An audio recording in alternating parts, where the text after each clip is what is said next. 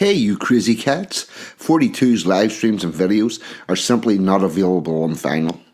You will have to go to the YouTubes for that. So if you want content about British traditions and culture, cutting edge social commentary from an unapologetically patriotic perspective, along with a side order of madness you simply will not find anywhere else, then this is the place for you. And to all those early adapters in the chat, don't forget to hit the notification bell. That's how you get the good stuff and make sure you never miss a tasty treat. So with that being said and done, squeeze yourself in. Let's get into it. You know you want to.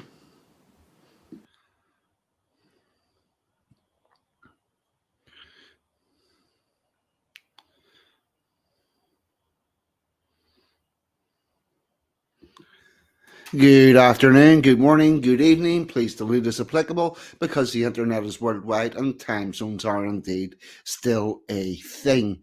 Can I get a wee audio check in the chat, please? And I'll say some hellos. Bass was first in. What about you, chum? Hop, hubba something like that. Budgie burgers all over the poems already. There once was a young leprechaun from Ulster who danced with a fair maiden from Cork. He asked if her name was Susie Quattro. She said, "No, I'm Bjork." It was the beginning of a beautiful hatred. Class, Budgie. I love it. Excellent. Nice work. Linda Hunter's in from down under. What about you? There's Packers in. Sansom, I know you're not here because you are still over on the other chat in the green room. I know all about this. Emma G, the wonderful lovely. What about you? Evening sexy. Evil with sunglasses. Good evening. Welcome aboard. Hashtag. Audio's all good. Blaze is getting on the act now. Roses are red. Violets are blue. I hit Puma trackies. And so should you. Nice one. Nice. Happy word poetry day to you too, Blaze. James Hayworth's in with 14 on at the moment. Brian the Brunch just arrived. Glad to have you here. Sorry, I'm mixing my words up and everything. Right, need a little bit of liquid. And Matt Hancock's arrived in. Lurking in the bath on the phone. Don't drop the phone in the bath. Yes, we have a little haiku about that. For those of you that don't know, a haiku is a 3-line poem with a set amount of syllables to each line. And this one goes something like, format, dropped phone into bath, came out ringing. There you go. There's a little funny haiku. And with that, I'm going to do the housekeeping, which Sansom sent me over. So, tomorrow night, 7 p.m., Rags and Jack are having a chat with No Chance.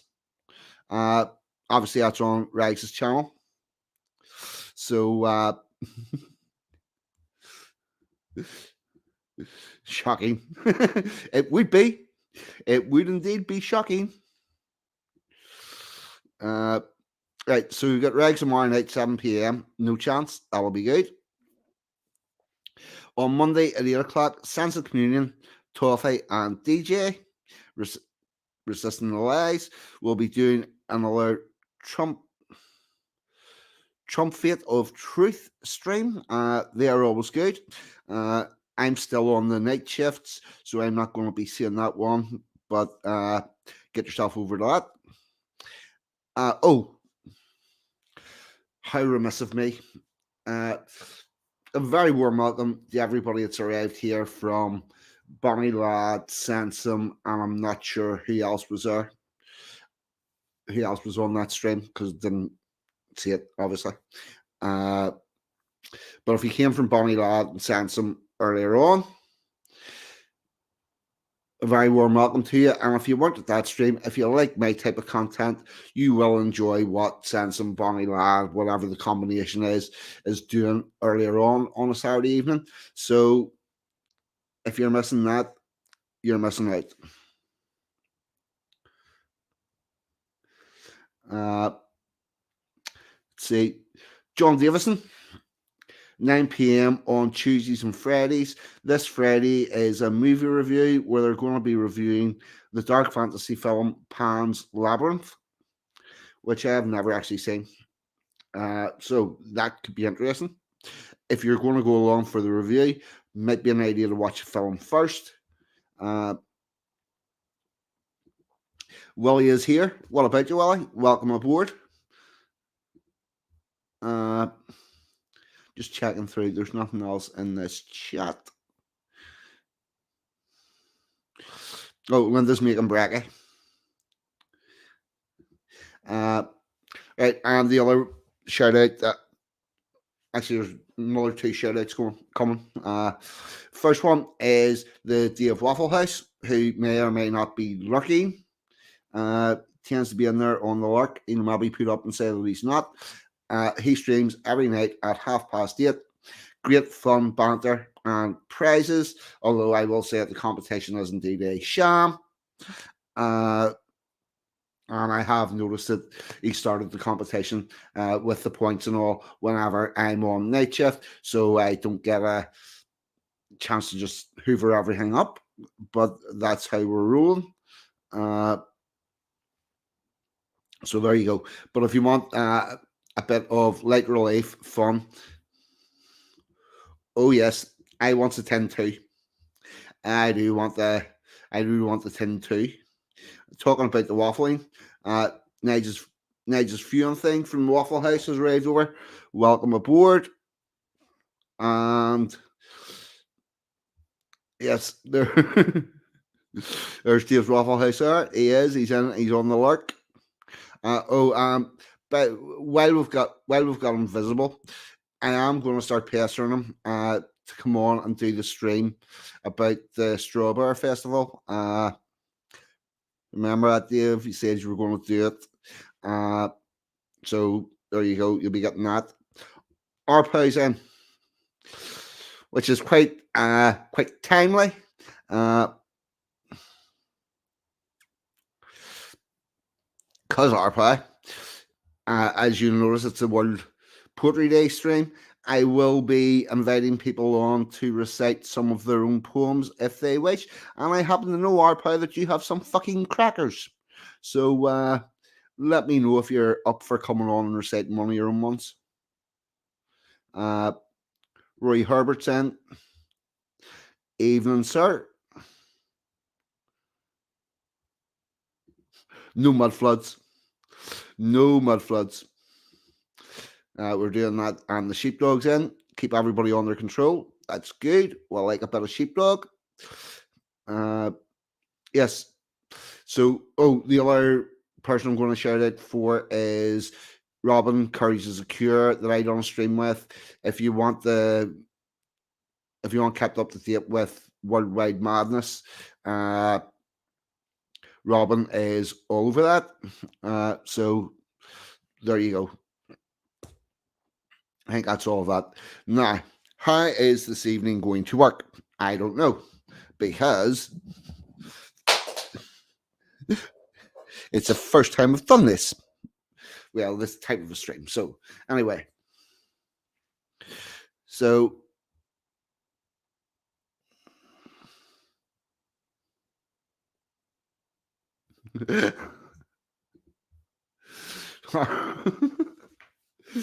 I love 242, but you know how it is, fella. I'm not feeling it right here. No worries, brother. If you change your mind, you'll know what you can. Right.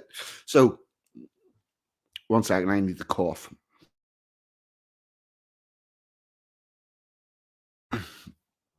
Anyway, World Poetry Day is the 21st of March, and what that generally means, is it's a day for 1 second. I need to check something. Ah, Amici just sent me. No. Oh, I had that. Right, anyway. No worries, Orpa. Right. So World Poetry Day. It's a UNICEF thing. Uh, Basically, it's a day to focus on poetry and shit. And so, me being quite fond of the poetry, I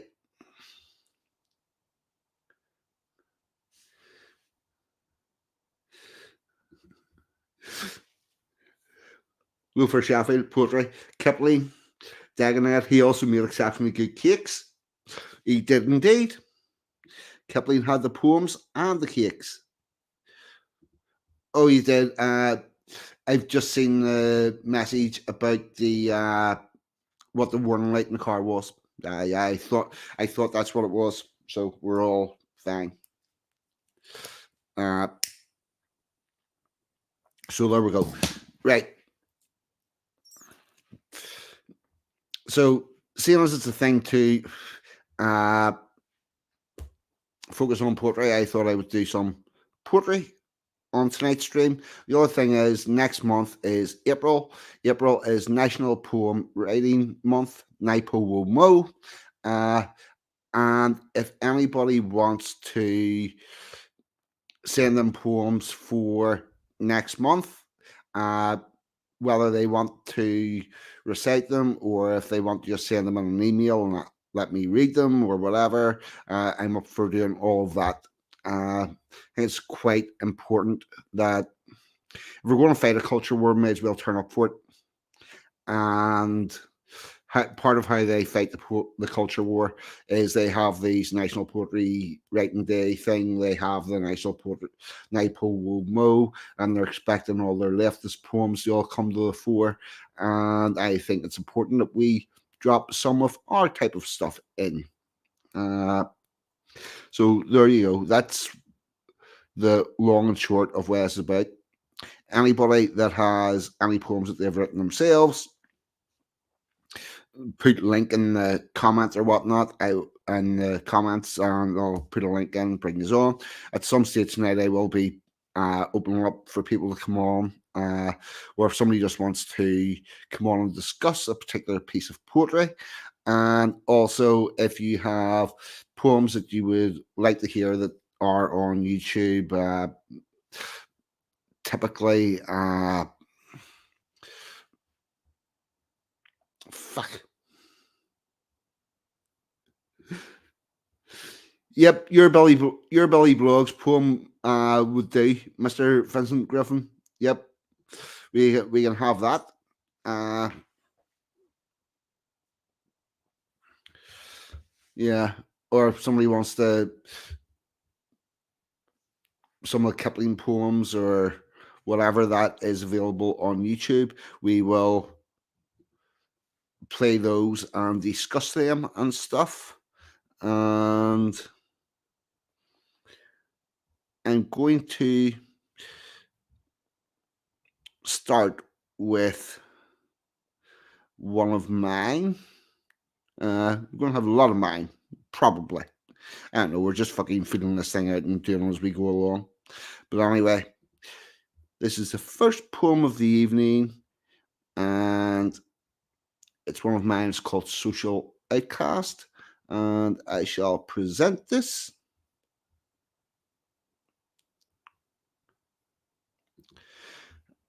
It's just called Daffodils. I wandered lonely as a cloud, blah, blah, blah, blah, blah. I can't remember the rest of it.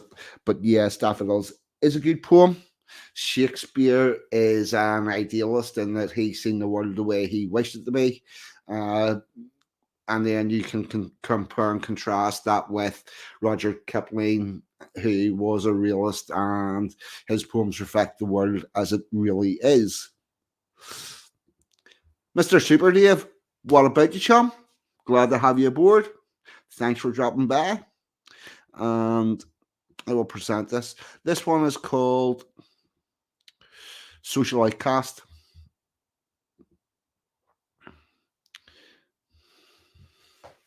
So, you've got a picture of somebody, obviously homeless outside a restaurant, people eating.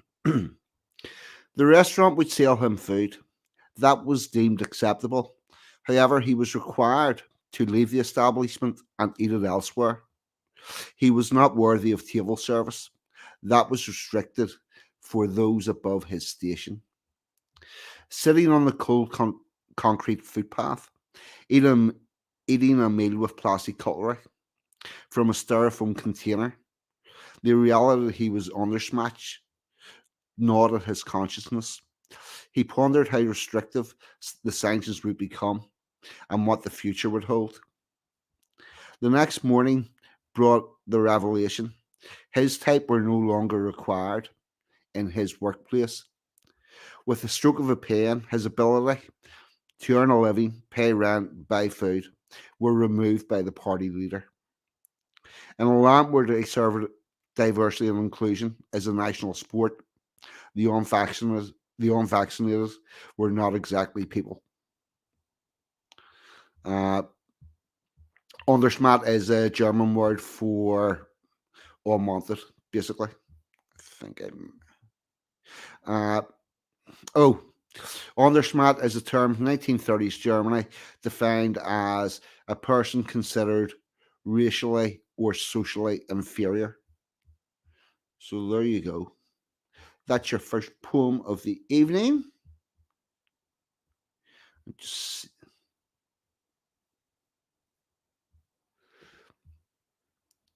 sheepdogs loving the topic. There we go. Went down well with our pie. Excellent. Now, I think I'm going to look up one, two. Actually, I'm going to do a couple of things. Here's how we're going to work this. I'm going to put the link in to the chat. I'm going to bring, if people want to come on, they can come on. I'm going to bring us on one at a time. We're going to have a small discussion about poetry or that poem or whatever it is you want to talk about. And then we'll kick it and get another person on. Hopefully, that's the plan and the idea.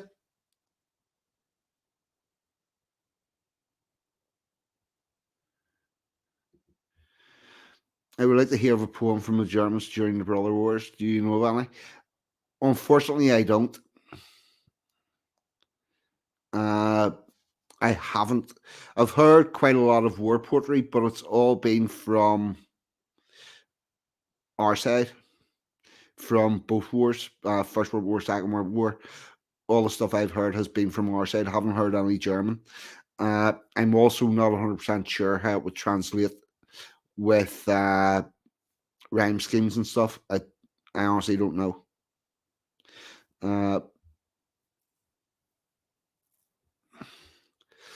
ah, and that would be Daffodils, Mr. Communion. I wandered lonely as a crowd. Nah, what was I going to look up? Uh,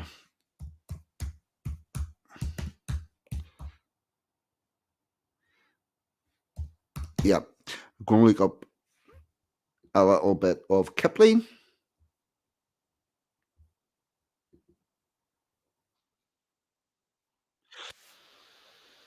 The adverts.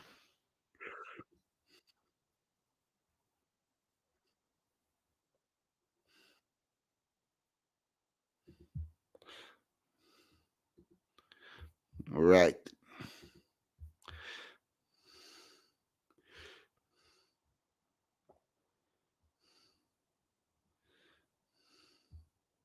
Yeah, it would be interesting to see from their perspective. No worries, Toffee. I'm glad to have you here. Uh, did I get as far as actually putting that link in? No, I did not. Right. Anybody wants to come on for a chat and whatnot, there is the link.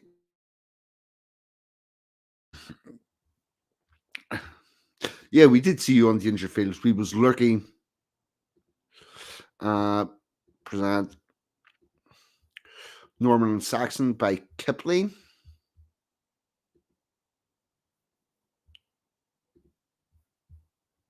Norman and Saxon by Rudyard Kipling. My son, said the Norman baron, I am dying, and you will be heir to all the broad acres in England that William gave me for my share when we conquered the Saxon at Hastings, and a nice little handful it is.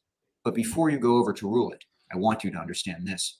The Saxon is not like us Normans. His manners are not so polite, but he never means anything serious till he talks about justice and right. When he stands like an ox in the furrow, with his sullen set eyes on your own, and grumbles, this isn't fair dealings, my son, leave the Saxon alone. You can horsewhip your Gascony archers, or torture your Picardy spears, but don't try that game on the Saxon. You'll have the whole brood round your ears. From the richest old thane in the county to the poorest chained serf in the field, they'll be at you and on you like hornets, and if you are wise, you will yield. But first you must master their language, their dialect, proverbs, and songs. Don't trust any clerk to interpret when they come with the tale of their wrongs. Let them know that you know what they're saying. Let them feel that you know what to say. Yes, even when you want to go hunting, hear them out if it takes you all day. They'll drink every hour of the daylight and poach every hour of the dark. It's the sport, not the rabbits, they're after. We've plenty of game in the park. Don't hang them or cut off their fingers. That's wasteful as well as unkind, for a hard-bitten South Country poacher makes the best man-at-arms you can find. Appear with your wife and the children at their weddings and funerals and feasts. Be polite but not friendly to bishops. Be good to all poor parish priests. Say we, us, and ours when you're talking, instead of you fellows and I. Don't ride over seeds. Keep your temper, and never you tell them a lie. There you go. That was Norman and Saxon. Uh, Sansom, jump in, mate. There's a link. Bounce ahead. Uh, Kipling, Norman and Saxon, he's talking about how, oh, John Corner, what about the chum? Glad to have you aboard. Yep, so Kipling's talking about how to best interact with the new people that you're in charge of. Because whenever we went from Saxons to Normans, the people didn't change from Saxons to Normans. What changed was the ruling class. Sansom, what about you, chum? Hello, mate. How are you doing? Hope you're doing well. Like I say, I've just finished on old Bonnie Lad stream, which was great because I had old Tam back again. I mean, myself and Toffee, we had Tam back a couple of weeks back now, so it's been nice having him back. Yeah, he's not gotten any less edgy, shall we say? But rightfully so. You know, I mean, you know, I didn't think that was ever going to happen. No. Mm. Yeah. So I remember when, because obviously John Davidson also does, you know, poetry appreciation streams, and in fairness, I am a bit of a what's the word I'm looking for? Philistine when it comes to poetry and things, because I don't really understand it. I really, Right, here, a lot of the times I don't really understand. 1 second, sorry to butt in. Arpa, I can probably get find your poems on all poetry and put it up on the screen so as you can actually read it. What do you, right? Sorry, sorry for that rude interruption. So you're trying to say that you enjoy the poetry, but you don't really understand it. Yes. I'm trying to say that I think one of the problems that I had is that I had a very hateful English teacher. And when I say that, I had a love-hate relationship with my English teacher at school, in high school. I didn't do English beyond high school. I didn't need to because I passed my exams, and then I said I'm never doing that shit again. But he was, you know, I used to hate him, and he used to love to hate me. So it was fairly reciprocal.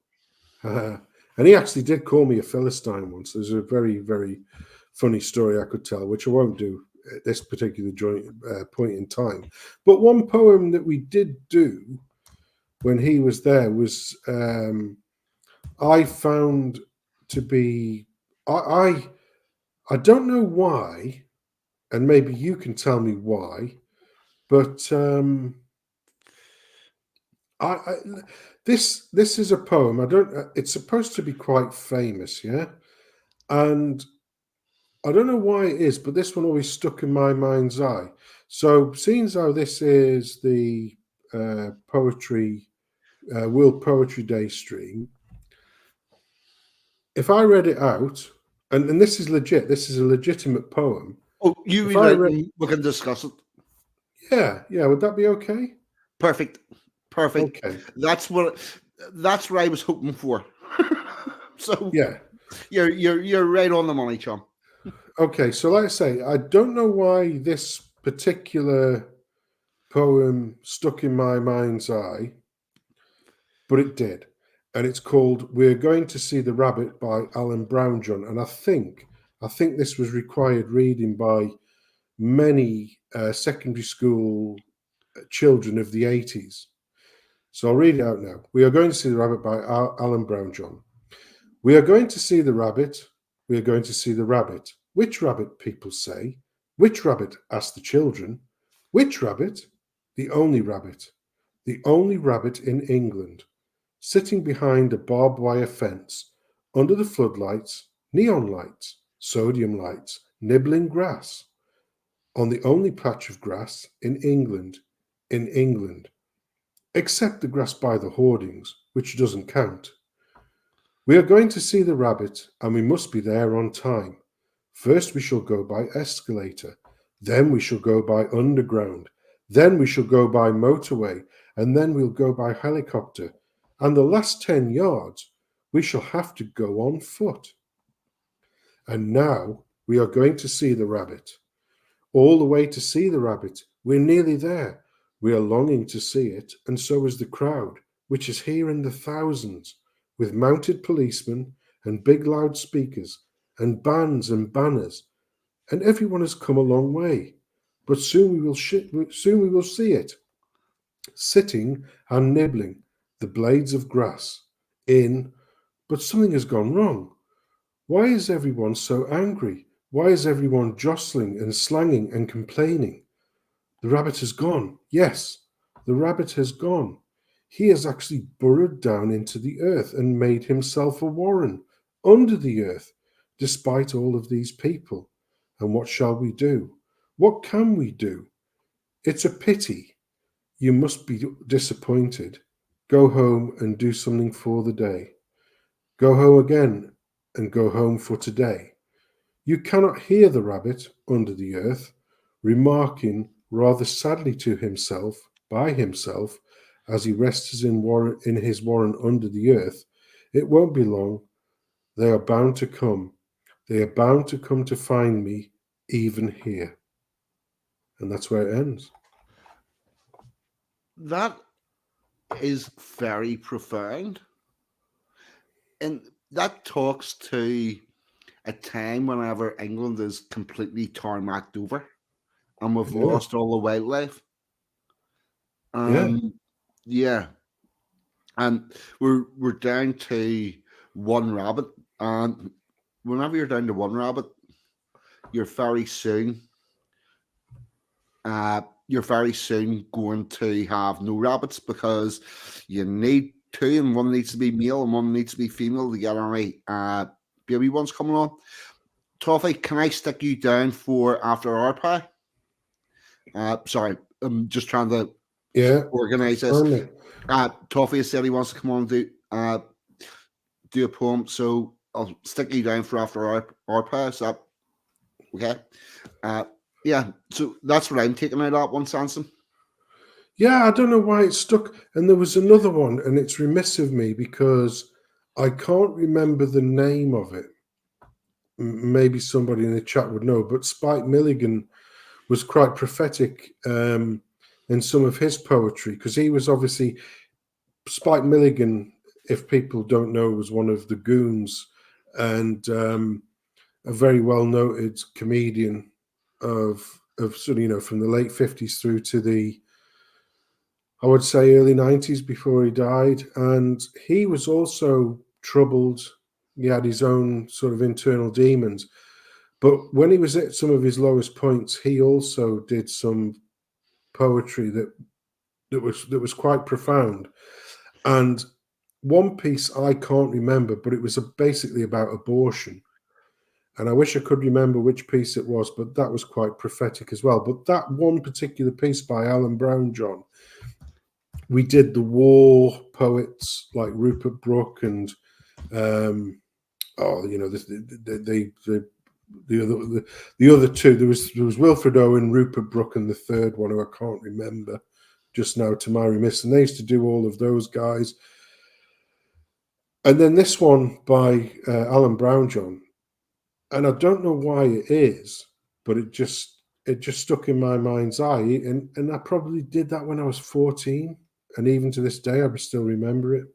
But I won't hog the time any longer, mate. But yeah, I don't understand why that one particular poem sort of sticks in my mind.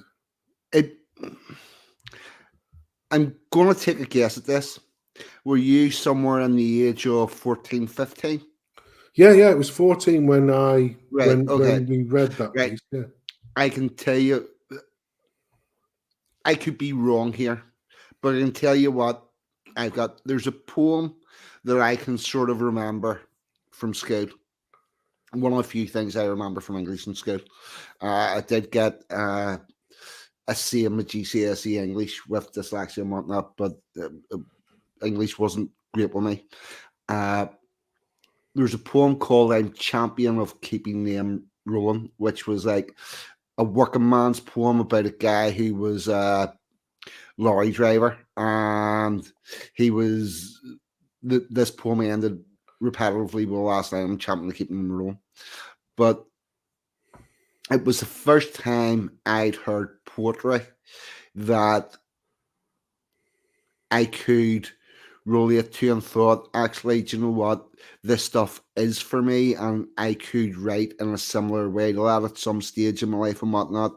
And I think possibly because of the way that poem's written, it's not flowery, it's not got a complicated structure, it's not got any of that. It sort of sticks in your head that actually, the subject matter is a bit profound.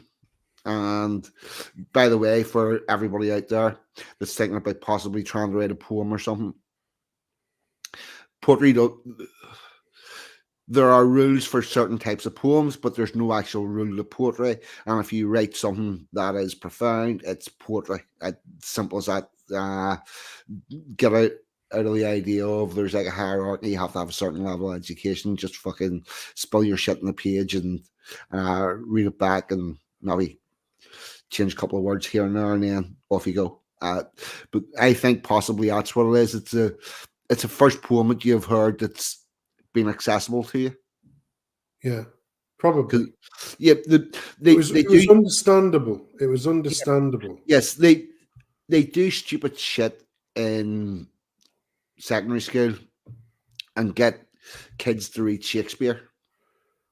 And Yeah, I'm sorry, no 14, 15, 16-year-olds ready for Shakespeare. Well, that was one of the reasons why I had a love-hate relationship with my English teacher, was because he got us. We were doing Shakespeare, and like you say, I don't think we were ready for it, but it was shit. I have not latterly, but in a later age, probably my late teens, early 20s, appreciated Shakespeare far more than I did at school. And the reason for that is it was all the flowery shit like Twelfth Night and Midsummer Night's Dream and Romeo and Juliet, and it was like, oh, I'm giving up the fucking will to live here. And yet, when you read something like Macbeth, or you read something, my favorite of all is King Lear. I think King Lear is okay. I got a question for you.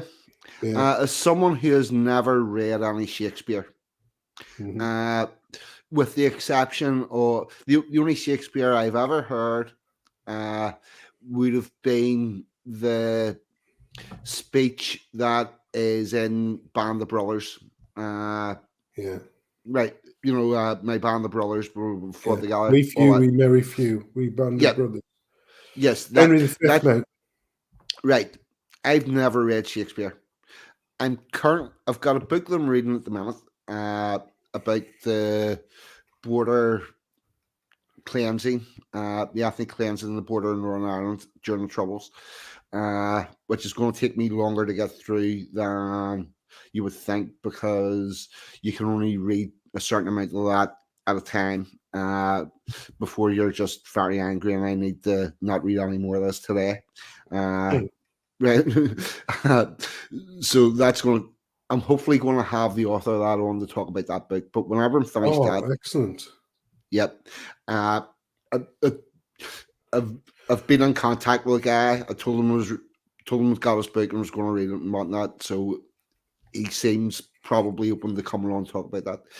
But whenever I finish that, I'm contemplating reading a Shakespeare. So Can I what make a would you suggestion? suggest as a first one? Um, as a first one, I would actually suggest Taming of the Shrew. Right. And the reason why I would suggest that one is because of all the flowery shit that we were forced to fucking read in that hateful bastards class. The Taming of the Shrew was one of the few ones that I actually I found enjoyable. He took us to the Crucible Theatre in Sheffield to see this shit. And there's a very famous scene in the Taming of the Shrew because the main protagonist is obviously Kate, hence why you get the name Kiss Me Kate. Do you remember the musical Kiss Me Kate? That was Oh, based yeah. on the Taming of the Shrew. Yeah. So you've got Catherine, you've got Petruchio, who's the main protagonist who's marrying Kate. And there's one part in that scene where in Shakespeare where they're saying like, oh, but you look like a bag of shit. You're getting married today, and he just says, Petruchio says, she's marrying me, not my clothes. And when we were in this crucible in Sheffield, I burst out laughing at that Yeah. because I found that very funny, and nobody else did. But having said that, it was mainly a bunch of kids because it was the matinee because it was in the afternoon on like a rainy afternoon in Sheffield. Yeah, Yeah. Oh, and I bet it was also a Monday. pardon. I bet it was a Monday afternoon. I don't know honestly, but I can't The, remember. But it was some rainy, awful afternoon. And do you know who else was in the audience that day? who? The actress Stephanie Cole, who was famous for Oh, Tenko and that, yeah, because we all yeah. got her autograph. But yeah, Right. so I laughed out loud at that, and nobody else did. And I went, "Oh fuck, I'm in for it here." And when we got on the school bus, old Bullethead, as we used to call him, well, we used to call him Sandy because he had a second name. This wasn't. We called him Sandy because his second name was Lyle, and at the time in the 80s, Sandy Lyle was one of the biggest golfing names in Britain. I always have to end up back at golf. I'm sorry, but Yep. and and he come down, and I'm sat at the back with my mates because we were the sort of the Yeah. leave us The, the the fuck the alone rowdy. English teacher. We weren't rowdy. We were we weren't the rowdy ones. I tell you what, a lot of the girls were quite rowdy, but we weren't the rowdy ones. We were the look. I'm reading my Sinclair magazine. Keep the fuck away from me, you bastards. You know Right. what I mean? This was pre-nerd era. I think we Yep. would have been technically classed as nerds, but if you'd have Yeah. called us that, Because we would have Sinclair twatted the fucking shit out of you. You know what I mean? Sinclairs were But not out long then. and he comes bounding down the bloody minibus thing, and he said, when you laughed in the oh fuck, I'm in for it here. He goes, when you laughed when he said like, she's marrying me, not my. I said, I'm sorry. He goes, no, you were meant to laugh. That's what you were supposed to do. I was impressed, and I was like, "Fuck me, really? Yeah, I'm getting something right for once." you were the only one that got it. Yeah, yeah. Well, anyway, but if I was going to, I would say the reason why I say that is because it is a comedy. It's quite lightly written. It's got some cracking little bits of humour like that interspersed in it. But if I was going to, Toffee's already mentioned Macbeth. Yes, an absolute classic. I would say the marquee works for me in Shakespeare are Macbeth. Do it in this order, mate. If you're The taking notes, Scottish. Oh, that's the Scottish play. do it in this order, mate, and it'll make sense if you do it in this order. You'll get. Let me just say, you'll get Shakespeare if you do it in this order. Taming of the Shrew, bit light, get used to the prose, bit of comedy in there, yeah? Yeah. Then do Hamlet, yeah? Then do Macbeth, then do The Tempest, and Yeah. then finally do King Lear, because King Lear is Shakespeare's finest. Yeah. But I'm giving you that little bit of a journey because by the time you get to King Lear, you'll probably appreciate that far more than anything else. And all the other shit is just chaff in the wind. It's not rubbish. Academic Agent would probably disown me or disavow me because he's actually written novels on this shit. Yeah, believe it or not, that was what he used to teach. He was an English teacher, Academic Agent, teaching, specializing in Shakespeare. Mm. Yeah.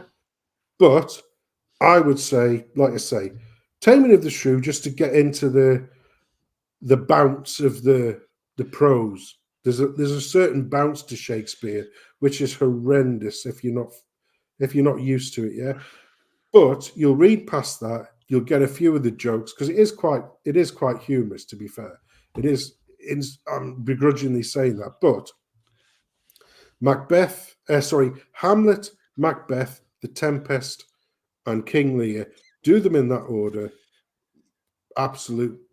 You'll have a greater appreciation of what Shakespeare was about, particularly for me, King Lear. King Lear was one of the finest things ever. Now, I don't want to hog the show because I know you've got other guests waiting in the wing. But one other thing I would like to say, and I don't know, is it pertinent to mention song lyrics when it comes to poetry, mate? I don't know if it's. Yes, it is. The difference between a poetry and a song is minimal. Uh, Songs are just poems put to music. Well, I shall leave you on this note, and it is another recommendation of mine. In the 1980s, there was a band called Deacon Blue, Yep. and they brought out a song called Dignity. It doesn't Yep. matter. It doesn't matter if you listen to the song, although the song is fantastic. Yep. Read the lyrics to the song Dignity by Deacon Blue and tell me that's not one of the finest pieces of poetry Yep. you've It ever read. is about the guy that used to. A dustbin man. Yeah. Yep, Dustbin Man. Yeah. Took no shit from nobody, but rubbish from the gutter. Yes. Yeah. Yep. That is a fine piece of poetry. Well, thank you very much for tolerating me coming on and having me little say, mate. I'll pass it over Thank you to very you. much for coming on. I really enjoyed it, and it definitely added something. Thank you very much, mate. Hadn't heard that poem before, and enjoyed it. And it is actually quite profound. It talks about where this country's going to end up with if it just continues on a basis and we use up all our wild spaces. Yeah, so like I say, I'll just repeat that one. It's called We Are Going to See the Rabbit by Alan Brown, John. And on that note, mate, I'll say good night and God bless to you. And look forward to your next guest. Take care, mate. Thank you very much. All the best, chum. Take care. RPI, there's that link in. And while you're coming in, I am going to see if I can find your all poetry page. Here we go.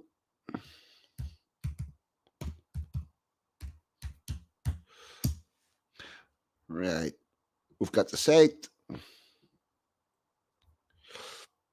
Where's David Coles is in? David? Hi, mate. Hang on a minute. Just let me do this. I'm covering the camera up. Right. There you go. You can do that, or you can just switch your camera off. Yeah, well, I'll cover it up. Switching it off sounds a bit too technical. Simpson's a bit of a big brain, isn't he? But you know. Yeah. Sansom is very well read. He is, yeah. Bloody hell, Shakespeare and all that. It's way above my head. What is your username on All Poetry, mate? Is it real? Real POW, yeah. Real POW. I'm really nervous about this. Gotcha. I'm really nervous. Don't be. Because mine's not poetry, it's more just rhymes. You know what I mean? Mate, here's what happened. You did a couple of very good early ones. And then you lost it. And then here's what happens. You'll start off and you've got enough in the tank to write 2, 3, 4 decent ones. Yeah. Then you run out of stuff.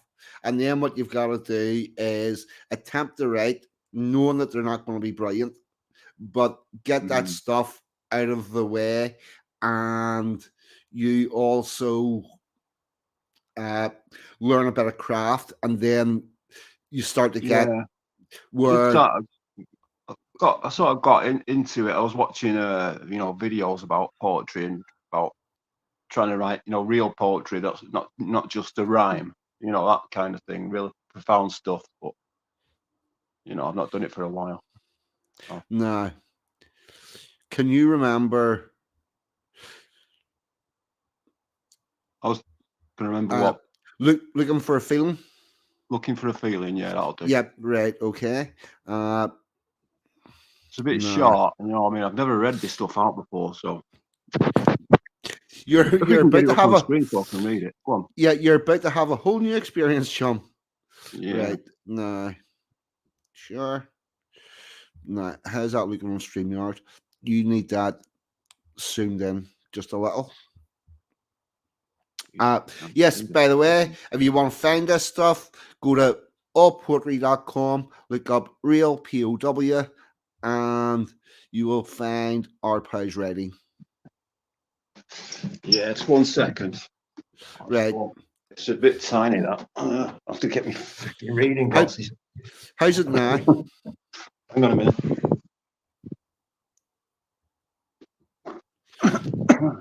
Do you need that zoomed in more? Well, that's all right, but it needs a. Oh, you're gonna feed it up as I'm reading it, yeah? Yes. Right. Okay. Are we ready then? Right. Yep. Here we go. Looking for a feeling. Looking for a feeling, chasing a dream, searching for healing, finding a scream. A young man laughs with it all to play for. An old man broke, huge debt to pay for. Shiny, shiny paper, running the tar. Happy-go-lucky, doesn't go far. 2 decades of pain, for 2 years of fun. Was too young to worry, now too old to run. So now there's a needle in everyday life. What you thought was glamour is heartache and strife. Drops of blood and swollen hands, unwashed hair and criminal plans. But this is your life now, and you have to admit what you've. With all things considered, it's right. This is your life now. You have to admit, with all things considered, it is kind of shit, and that's it. It's about being a junkie, if you didn't realise. Yeah, it nails it, mate. It's a very beautiful and poignant, right? Yeah, I don't know about beautiful. I was sort of running out of breath there. I was really, really sort of nervous about it. Yeah, Well, now you've done it once, it becomes easier the next time. You think so? I Yeah, know I so. don't know if there'll be a next time. Yeah. Well, Oh there fuck, you there go. will. You know. I, mate, I will drag you on here again. Don't worry about that. There will be a next Yeah, time. yeah, yeah. No, I'm only messing about. I was really Yeah, nervous and I did sort of run out of breath. I yeah, wasn't breathing as I was reading it. That's why I sort of. yeah. This is what happens. Yeah. But the more often you do this type of thing, the easier And I it messed gets. you up at the end. I messed you up at the end, didn't I? This is your Yeah. life now. You know, I have to No. admit, all things considered, it is kind of shit. Yeah, yeah. Okay. Well, here's what happened. Because of where your line breaks are and where you've put it, where you've posted it, that's why Yeah. it wasn't clear. And then you were trying to figure out where the rhyme was and whatnot. Yeah, yeah. It was a first time performance. You know what I mean? Yeah, You know, I'm not mate, going to you win any did. prizes. Oh fuck! Oh God, here we go. I'm never going to hear the end of that. Am I? You will. You Yeah, it's will fair enough. eventually. No, I shouldn't. I shouldn't But hear the end of it. I was a twat. So it, it was funny as fuck though. yeah, There is that. Uh, but no, yeah, mate, I think that is a very poignant poem. yeah. I do Um, like it. I do like it. I think that was the first one I wrote. I think. I'm not yeah, sure. yeah. That's one of those. That's one of those that you've had stuff rattling about your head for a very long time. It just downloads. Yeah. Well, there's lines in there like the drops of blood and swollen Yeah, hands. Anyone that sort of has been through that sort of life will really understand that. Uh, yeah. you know, unwashed hair and criminal plans. I thought that was a good line. Hmm. Uh, so yeah, you know, I do enjoy the process of writing these things, even if they're not great. I just enjoy it. You know what I mean?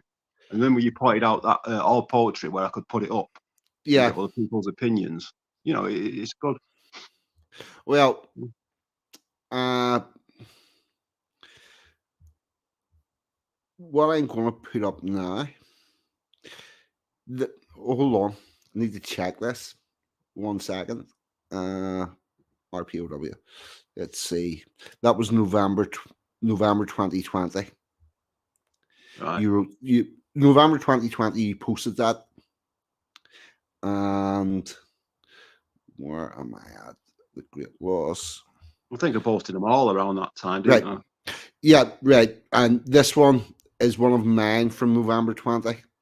And this poem that I'm about to read came off the back of your poem. Oh, really? Yeah, your poem.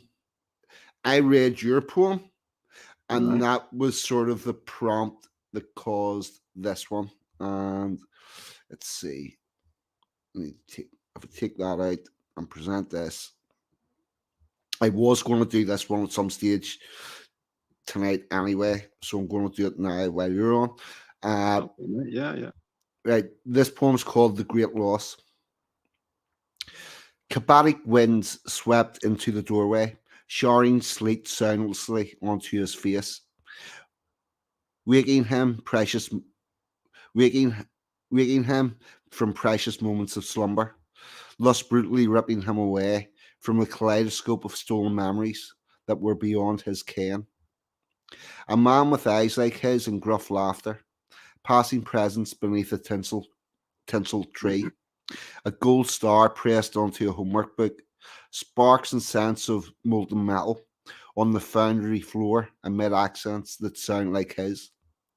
Silently, he mourned the loss of a childhood he never experienced, the community he never knew, the culture he was not taught. Perhaps the remedy for this loss lies in the next can of super tea. To understand this individual, examine the society that produced them. Yeah, I remember reading that, and I remember being really impressed. Yeah, I really like that. I love the foundry floor and the accents thing. I Yeah, remember that. Yeah, yeah, yeah, but beautiful. but here's the thing: the people that end up with where your poem was, with the heroin and the heavy drugs and uh, a criminal life that they never intended to get into and all that, Mm, that mainly happened because They didn't have a foundry floor to go to. They Yeah. didn't have an intact family. They Yeah. didn't have family Christmases. They didn't have, and that's why I say, morning memories that were not his own. Yeah. And That's proper poetry what you write, isn't it? It Hmm. really is. oh, so is yours. No, I don't like to call it. I just call it rhymes. Yeah, But I know it. Yeah, I know it's yeah. I do want to write that unrhyming stuff though. That's more profound and all that. yeah.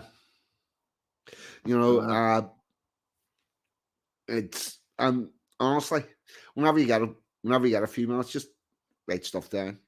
yeah, Um, no, I we, write all the time. Well, I won't say all the time, but when I do write, I write a lot, and then yep. I have a long time where I don't write anything.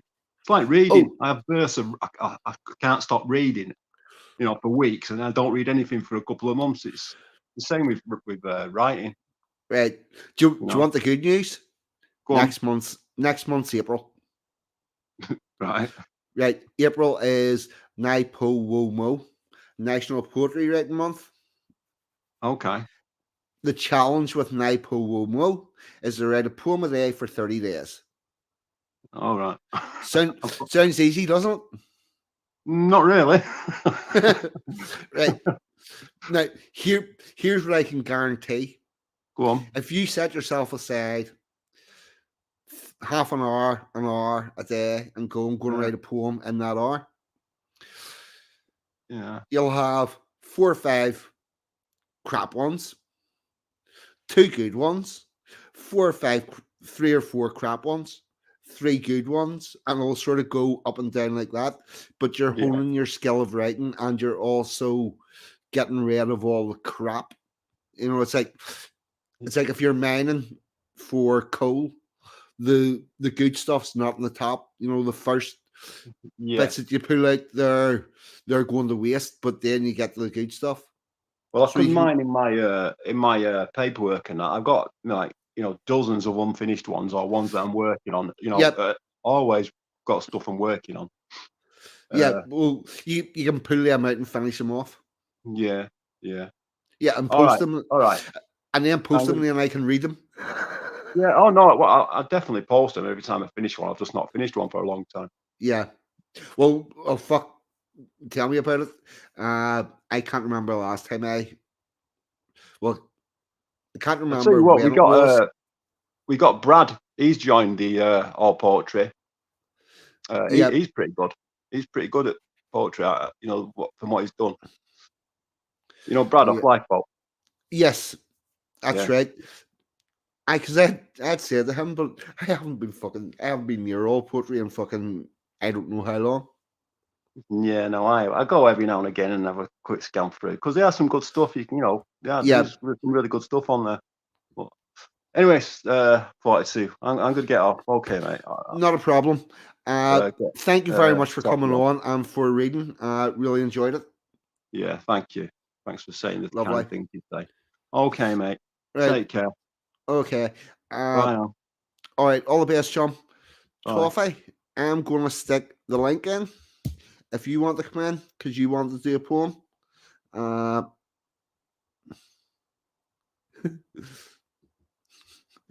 Boss is like, I wish poems were like immigrants. There's Packers in. What about you, sir? Hello there. Can you hear me all right? Yes, sound good. How's yourself? I'm all right. I'm all good. Right. So I've got a poem, but it's not my poem. Right. My dad wrote this poem. He writes loads. And him and my mum used to go on holiday to the same place every year. And he wrote this after she died. Right. Let's hear it. Okay. It's called An Evening Alone in Rethymnon. The swallows shrieking, swooping low in pink streaked sky, a dusky blue. Paradise, sweet love, is missing only you, so very true. Dark now the sky, bright lights, the promenade continues by. Life goes on without you, who and where am I? Downcast the eye. Black now the night, it cuts my soul. Days gone, the stars alone persist.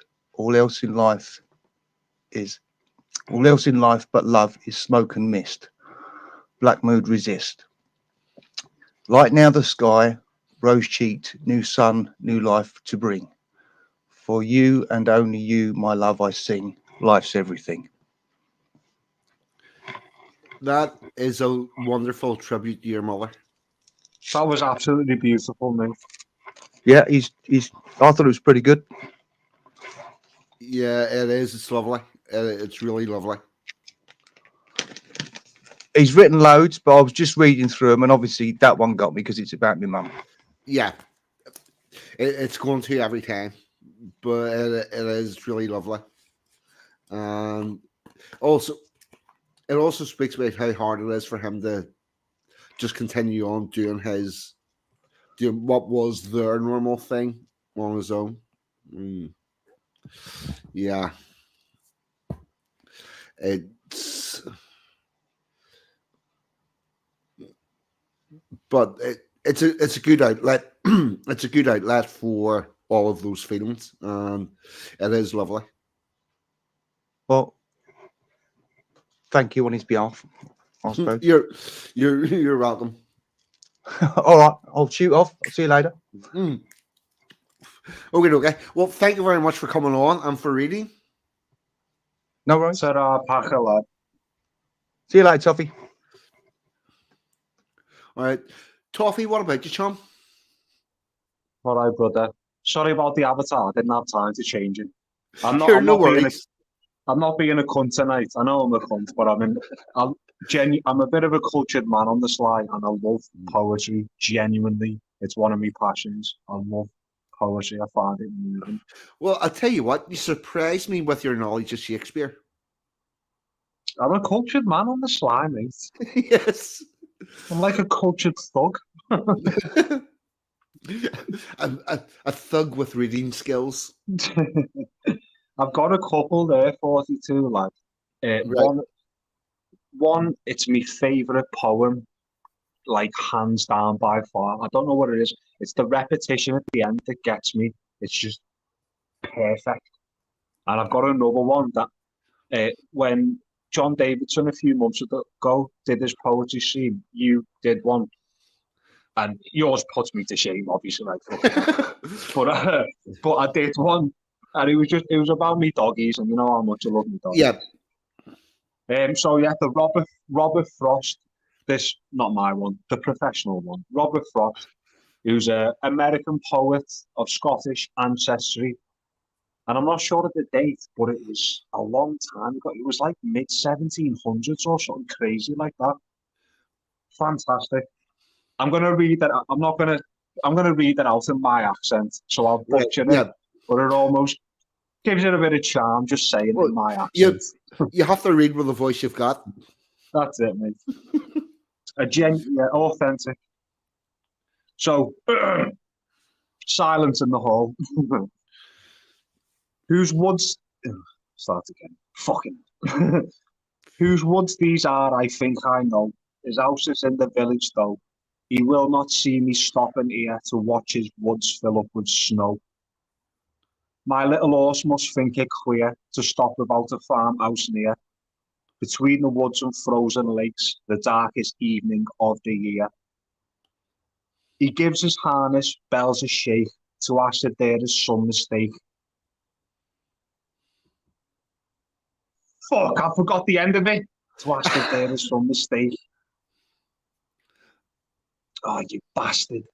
He gives his harness, bells a shake, to ask if there is some mistake. The only sound the easy wind and downy flake. I'm so sorry, but this is the end one. This is the most beautiful line at the end. The woods are lovely, dark and deep, but I have promises to keep, and miles to go before I sleep, and miles to go before I sleep. So sorry for fucking that up, mate. That would Yeah, have been no so worries. good if it didn't. No, you've done very well for reciting. Uh, you know, it's reciting back poetry and remembering and getting everything correct is not just as easy as people think. And as you can guess, the Woodlander loves that poem. Yes, is right, Woody lad. Yeah, It yeah, just that, mate, just that repetition at the end. But I have yeah, promises to keep, and miles to go before I sleep, and miles to go before I sleep. I love that. yeah. And it emphasizes that he's got a lot left to do. You know, that night in the snow and the cold and whatnot. And it's quite a beautiful poem. John But Davidson, I once asked John, do you know, John's a perfect voice, a great orator. yeah, Mate, I asked him to read it out, and he's reading it out, and oh my god, it was fucking beautiful, mate. yeah, Do you know he does it perfectly with the pauses and that, and yeah. just perfect. He- John's also published in the Scottish National Library. Yeah, exactly. Yeah, you know, he's a very, very intelligent, another intelligent, well-read man. It seems we've got a lot of those people about here. So, Yeah. but here, you don't think you're getting away without doing the one about your doggies, do you? No, do you know this one? Let's not fuck this one up since I penned it. This right. I read it out because he was asking, John was asking, and I was compared to the others. This is amateur hour. But Bill Aithling was on the stream at the time, and he's a genuine academic. And he said, no, it was good. It was from the heart. I went bright red, thinking, God, that was shit. But it genuinely is from the heart. And I'm not the most capable, but this is the best I can do. Let's have it, folks. Yep. By the way, just to context, Sefton Park is one of the main parks in Liverpool. So let's go down to Sefton Park and run about and play. Then we'll cuddle on the couch upon my Cheshire lay. Fuck! You got the block. Yeah. You, One you, sec. Just let me just recite it in the head. yeah. Right, that's it. Let's go down to Sefton Park and run about and play. Then we'll cuddle on the couch upon my Cheshire lay. Your waggly tails and your cold wet nose. Humans don't deserve dogs, as the old saying goes. Blue, Toffee, Prince, Gladys, Domingo, Sky. Fuck! That's because I've got rid of one of my dogs to my aunties, and I used to have 7 and I've got 6. I'll start again. I'm so sorry, mate. Here, no worries. Excuse me, everyone. Let's go down to Sefton Park and run about and play. Then we'll cuddle on the couch upon my Cheshire lay. Your waggly tails and your cold wet nose. Humans don't deserve dogs, as the old saying goes. Blue, Toffee, Gladys, Prince, Dixie, Domingo, and Sky. My 7 precious doggies, you're the apples of my eye. There we go. That's proper working class poetry, Sean. That's it. Scouse. Yeah. No, we something's happened. Something has happened with it's actually the education system, because we would have had lots of, if you went back 100 years, you would have had working class men discussing politics, writing me poems like that, doing their whole thing. And now we've got working class people that listen to rap and aren't educated. Yeah, yeah. Come leave secondary school without any qualifications in English and maths and whatnot. But no, that's proper working class poetry, and it came from the heart. And Like you just said, mate, it's like it's like the race to the bottom. The dumbing down, like this rap music that they're into and that. You're like, mate, come on. It's seriously not on the same level of what we produced in the past. I'm gobsmacked, like that you're not into Shakespeare. I thought you would have been like a knowledge on it, to be honest. well, see, here's the thing. I went through school with dyslexia and only diagnosed in second form. So I could read everything, I could understand everything, but I was very fucking slow at reading. And I could write okay, apart from the spelling's all fucked up. So I got put into progressively shitter English classes. So I wasn't actually working to my ability. And Yeah, so you were it, denied it, basically. Fucking yeah, hell. and then it was only I wrote my first poem in 2012.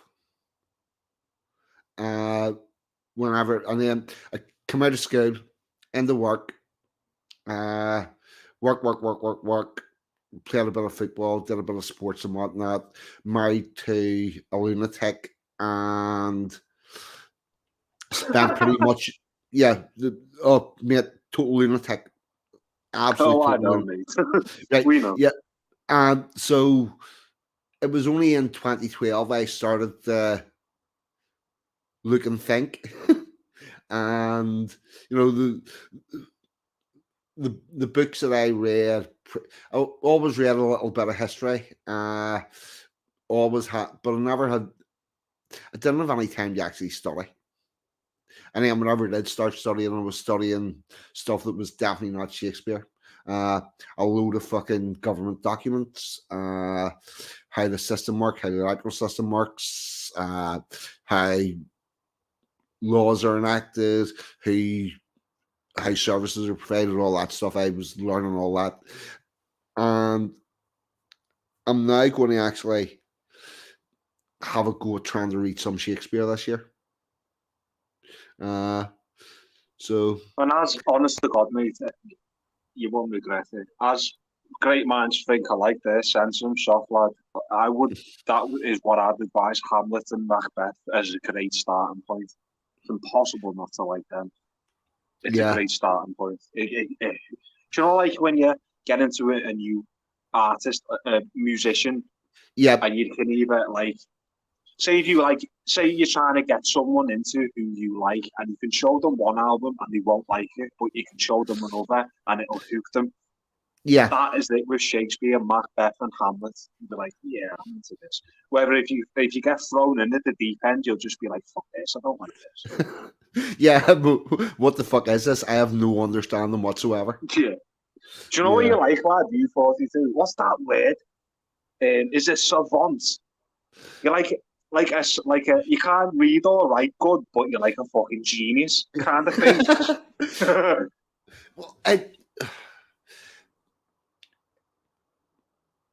well, a lot of it is I never really had any opportunity whenever started to develop. You know, here's the other odd thing. Like, I'm a health and safety rep in the company I work for, because the boys on the shop floor said, when this fucker here, he can come out and express the things that we're thinking in a coherent way, and also in a way that the management will have to take note. And this is before I did any writing or anything. This was, you know, I've always had it in me. What I was always short of was the time. But yeah, Woody has hit the nail on the head. They want us stupid, they want us weak, and they want us isolated. And they definitely want us Well, removed. they've certainly got the way with you, haven't they, Woody? Stupid, weak, and isolated. Well, there you go. well, he's definitely isolated. He's out in the woods on his own. But I just have to fucking throw in a bit of banter whenever I speak to Woody. yeah, yes, you know, Lad, I'll have to jump off. You know, I've got Sketty Bolognese on the go there, but right, it's yes, always a pleasure to speak to you, brother.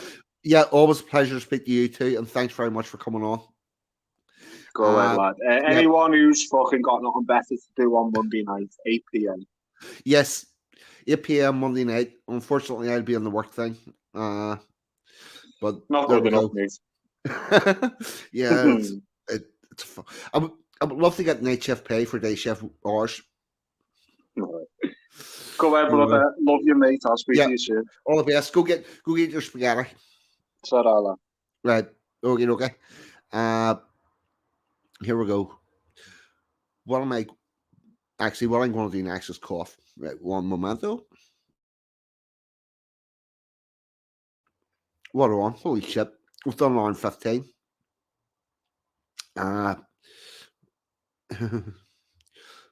Oh yeah, that's right. M&G's remind me I am off on Monday night for some reason. That reason would be M&G is having a birthing day on Tuesday, and we're going to have a nice day out on Tuesday. So I need to not go to work on Monday night, so I'm awake for that.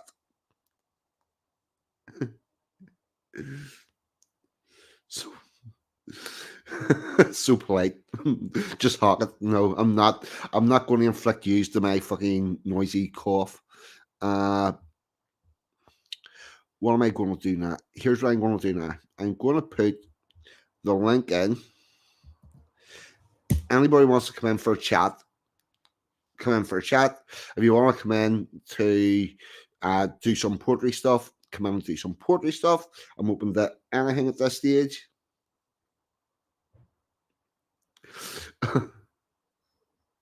Oh, right. Yeah. Mute it first, right? Yes, now I get you. And in the meantime, I'm going to do, yeah, accident of birth. Let's get some distant poetry on the go.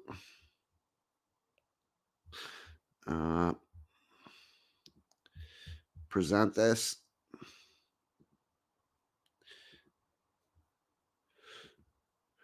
Rory was in the chat.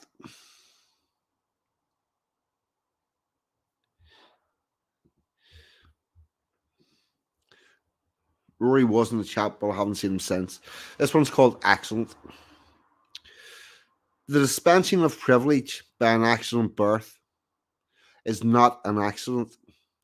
Every new arrival has the same opportunity, the one provided by their ancestors, which is the fruit of their labours through countless generations. Those labours were not accidental. Your starting point in life is the life's work of your forefathers. Any privilege was earned, not given. So if you look with envy, so if you look at others with envy, simultaneously you chastise your lineage,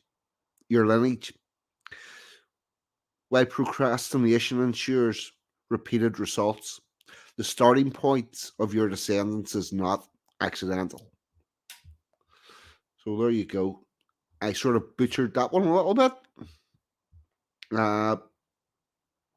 But that's a poem about this idea of people being privileged because of their gender or their skin color, where they were born or anything. If people have got complaints about their starting point in life, they need to take it up with their ancestors and not mine, because they had the opportunity to improve a lot of the people that came behind them. Why, thank you, Martin W. And Jerry, son of Mick, is in the house.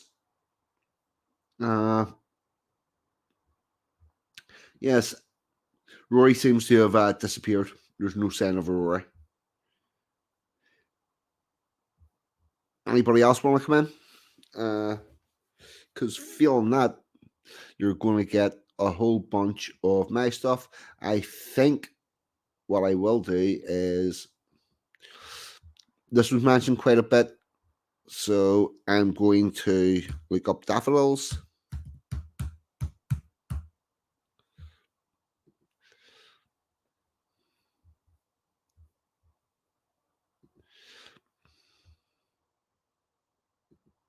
Here we go. This is Daffodils by William Wordsworth, whose little cottage in the Lake District I visited with school whenever I was a child, when we went there.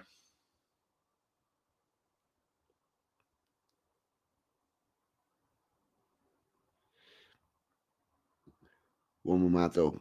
I'm sharing that, but I'm going to come back.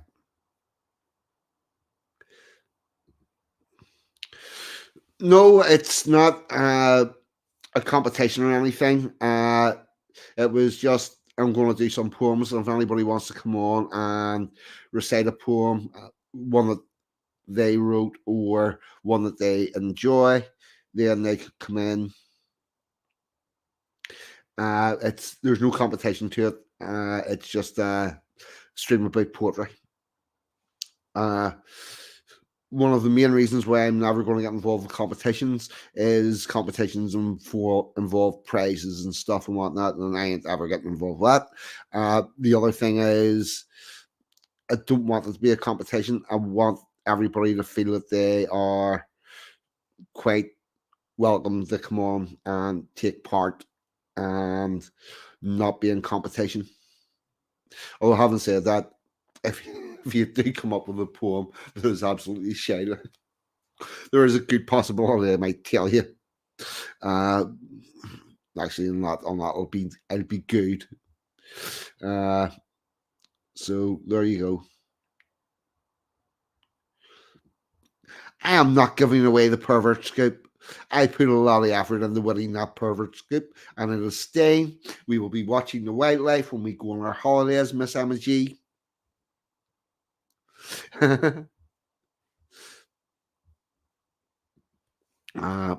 Right.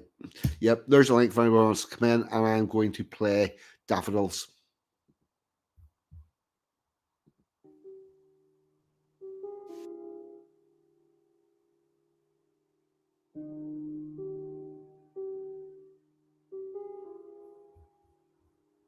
I wandered, lonely as a cloud that floats on high o'er vales and hills, when all at once I saw a crowd, a host of golden daffodils. Beside the lake, beneath the trees, fluttering and dancing in the breeze, continuous as the stars that shine and twinkle on the Milky Way, they stretched in never-ending line along the margin of a bay. 10,000 saw I at a glance, tossing their heads in sprightly dance. The waves beside them danced, but they outdid the sparkling waves in glee. A poet could not but be gay in such a jocund company. I gazed and gazed, but little thought what wealth the show to me had brought. For oft, when on my couch I lie, in vacant or in pensive mood, they flash upon that inward eye, which is the bliss of solitude. And then my heart with pleasure fills, and dances with the daffodils.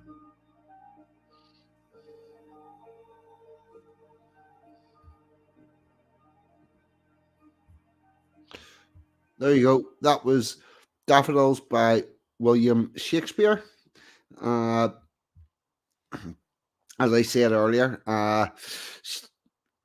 did I say Shakespeare? Sorry. That was Daffodils by William Wordsworth. Wordsworth was an idealist, and he seen the world as he would like it to be. Another very famous, Wordsworth. That's exactly who I meant.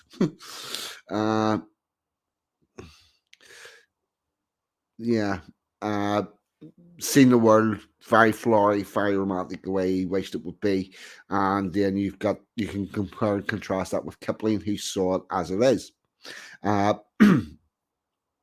Andy Noble, thanks for coming along. Anglo-Saxon, evening, brother. Anglo, I think you're going to like this one. I'm going to, yes, Lake District, really beautiful countryside. I went there as a child with school, and it was very beautiful. Going to do a Kipling poem. I know Anglo likes a bit of Kipling.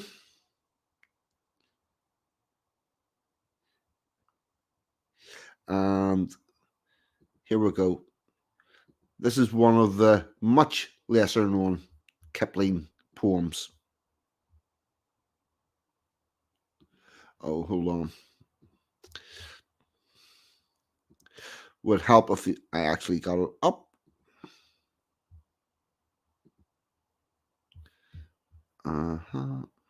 StreamYard Studio. Here we go.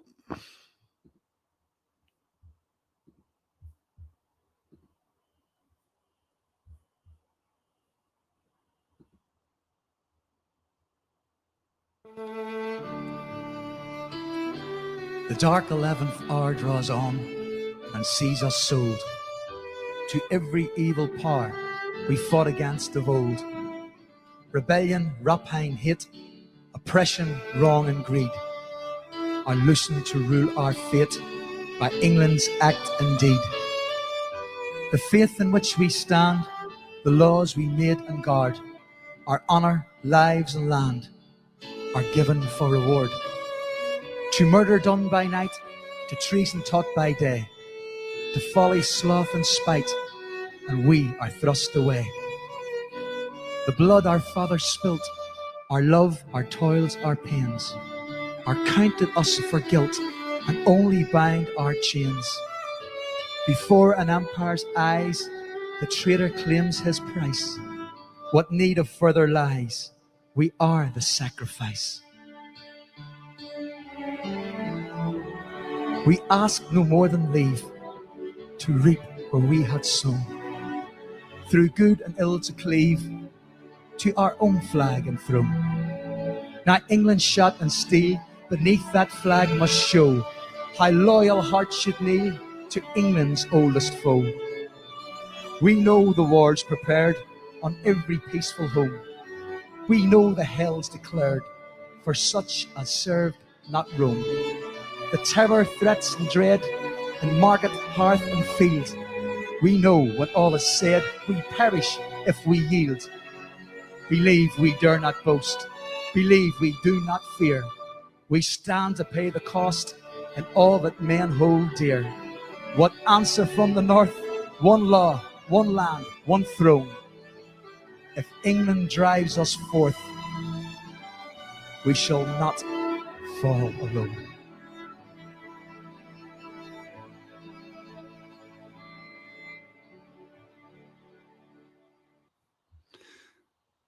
All right. That was Kipling's poem, Ulster 1912.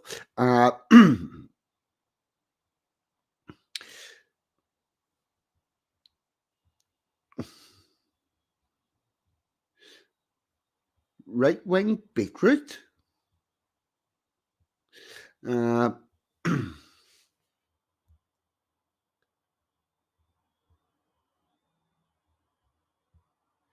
One second. Pizzle, I'm going to bring you in one momento. Actually, here you are. RP, Aye, mate. what about you, chum? I thought I'd read another one if that's all right. Certainly, work away. 1 second, I'm just checking through these comments. I'll Yeah. do the same thing again with the. Right. I've just been and had a look. Either First Sight Again, which is a bit of a soppy one, or Until Regret. I think Until Regret. Right, give us a second. I want to respond to Jerry Smonflick. Very fitting applies to people on all sides used for elitist agendas. Right, that poem was about the formation of the Ulster Volunteer Force who were originally there to ensure that Ulster remained part of the United Kingdom, and they got that out of it. So I'm not sure that it's the elitists saying. I know that there are a lot of issues with World War One, but what happened with the people of Ulster is not one of them. There you go. Right. Do you need me to pull up your thing again? Yes, please, mate. Right. 1 second. If I Oh, fuck poetry. that other one up, that was easy. I'll definitely fuck this one up, but I quite like this one. What the fuck? Why does it ask me to log in? Right. 1 second.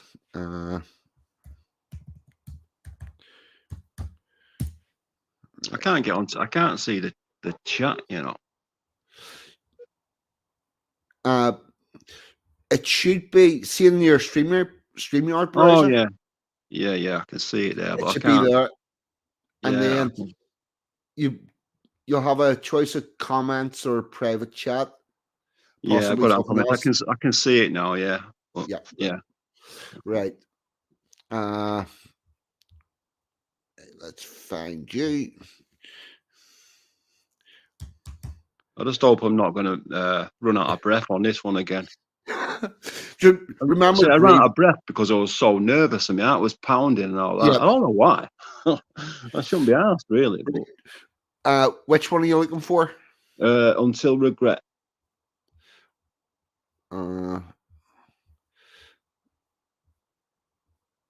Your last 1 second. I'm just looking for it. Quick time. Until regret. Got it. Right. StreamYard. Present. It should be all still pushed up like that. Yep. That okay? Yep. You can see that okay? RPi? Can you hear Holy me? fuck. Yep. How did you get it? How did you get off the stage? What do you mean? Right, you went back in the green room somehow. Yeah, I pressed the wrong button. I came out, Right. and then I Right. came back in again. Yeah, I put you back in. Right, that's okay. All right. Right. Okay, can you see out on the screen enough? I can, yeah. Right. Could you make it a little bit bigger? If you can make it a little bit bigger, it'd be right. I will. don't necessarily need to, but if you could, it'd be Right, there you go. right. There you go. Yeah. Right, and I can scroll this up as you go. Right. Okay. So until regret. I look, but I don't see. I hear, but I don't listen. I feel, but I don't understand. I understand, but I don't comprehend. I am alive, but I don't live. All the things I should have done, all the things I could have done. Full of places never visited. All the mistakes I never made, all the ladies I never laid. Do I regret the things I've done, not doing things that would be fun? Yes, I regret the things I did, but too late now, it's almost over. Regret indeed, regret indeed. If only I'd saw, if only I'd listened, I can comprehend what might have been. I know better now, but who will listen, who will see? You will understand one day it's true. Until then, my friend, do what you do. There you go. Very good. That was quite easy that time. Yeah, I told you it gets easier. Yeah, you weren't lying. Yeah. I'm quite into it now. Let me read another. No, I'm joking. Yeah, no, that was all right. Yeah, So. It does. It talks about somebody reflecting back on their their previous fuck ups. Yeah. So I guess you could sort of say it's sort of a follow on from the last one. Yeah, but here's the thing: you can only start from where you are. Yeah. Well, that's all you can do, isn't it? Yeah. Well, none of us are perfect. Everybody's fucked up something in their life somewhere. Whenever you get that stage where I'm as low as I can go, I don't want to be any lower than this. I want to start putting myself back on better tracks. have better outcomes. You can only start from where you are. Yeah, of course you can. Yeah, you know, it's all ups and downs, isn't it? I mean, my life Yeah. was shit, then it went great, and then it went shit, and now it's pretty great again. So, you Well, know, I'm glad to hear that. yeah, you know, things are great at the moment. So, Good. I'm glad to okay, hear that. yeah. Well, I'll leave you alone again. Thought to Right. let you get on with your show. I just thought I'd come in and try again. I'm Well, glad I thank you did. very much. Thank you All very right, much. mate. Right. All right. Take care. Bye now. Okay. All right. Bye. All right. This is going to go for approximately another half hour, maybe a little longer. Whenever I say a little longer, I mean like 15, 20 minutes max over that. So you're in the last 30, 45 minutes. There's a link in the chat. If anybody wants to come on for a chat, you're very welcome to do so.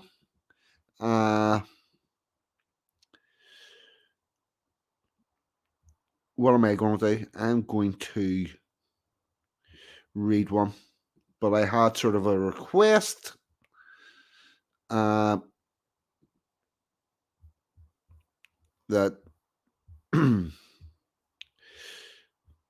needs done. 1 second. Right. This one is right. We'll get this up.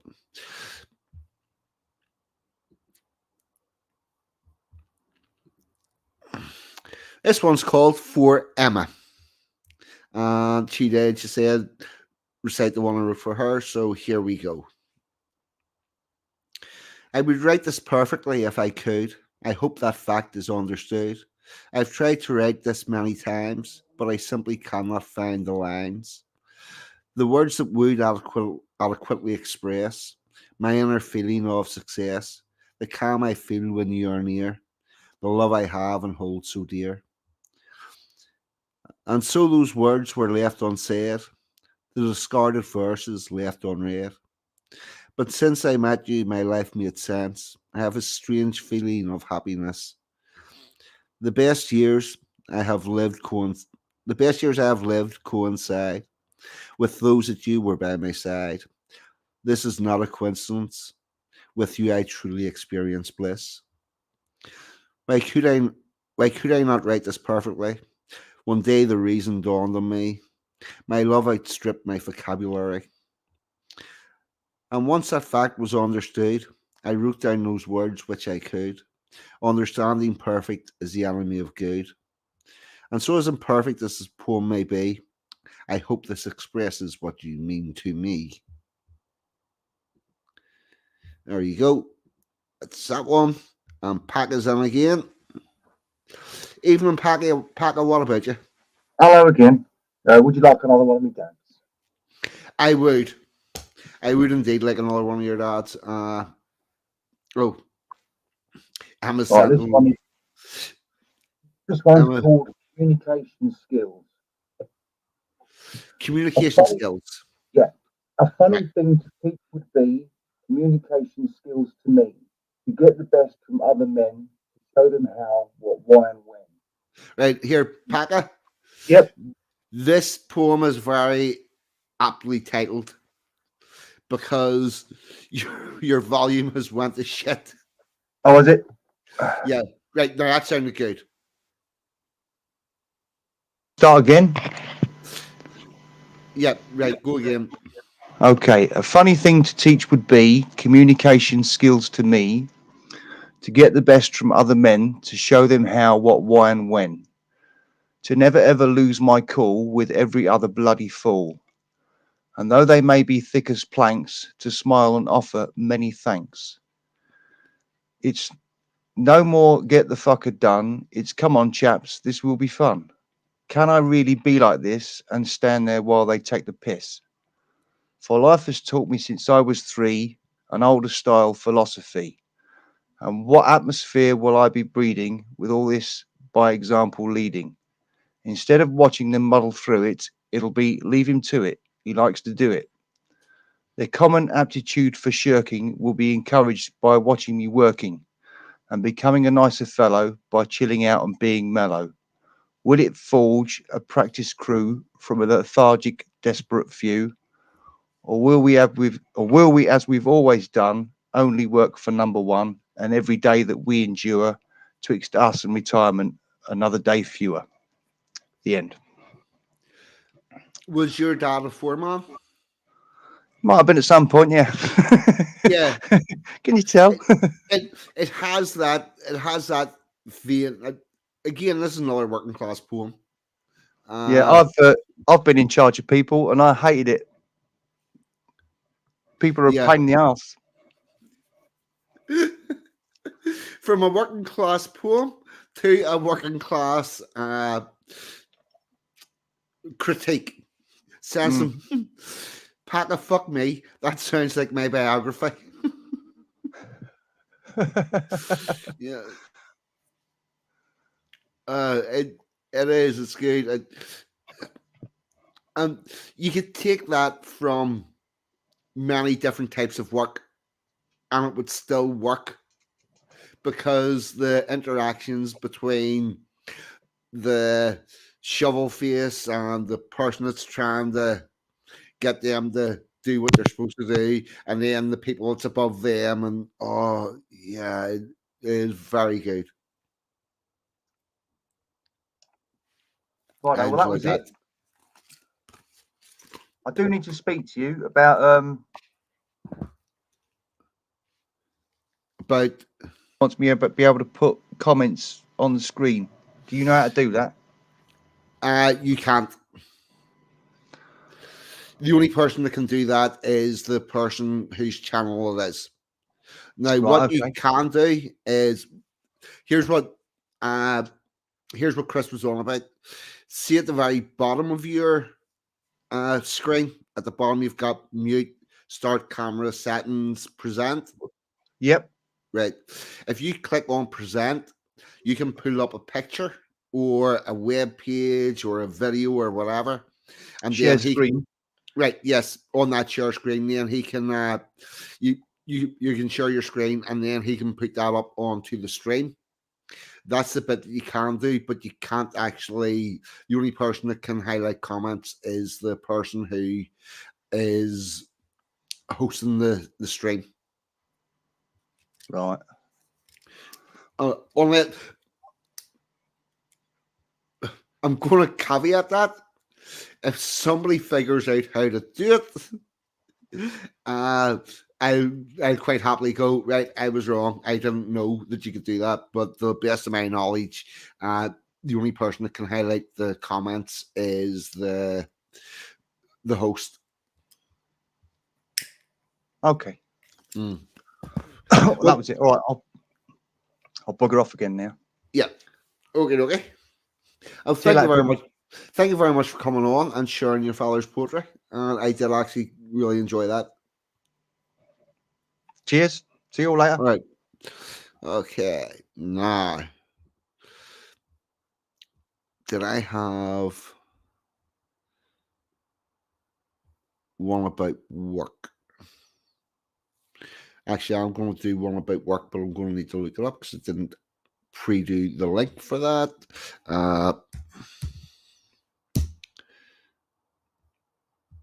Fuck off. Wait.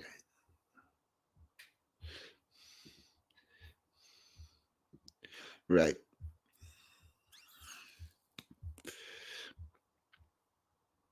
Yep, here we go. This one is called Handcuffed to an Idiot.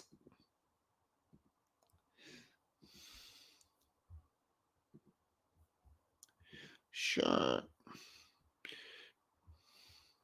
Handcuffed to an idiot. Handcuffed to an idiot on the factory floor. The madness begins when you walk in the door. You can't choose your family. You know this is true. Well, it's the same deal with your shift partner too. Sometimes they are simply so set in their way that each shift is a rulebook mixed with Groundhog Day. Sometimes their brain is stuck on repeat, so you get the same story with each lunch you eat. Some don't even care if your work's good or bad. but the method you use can make them go mad.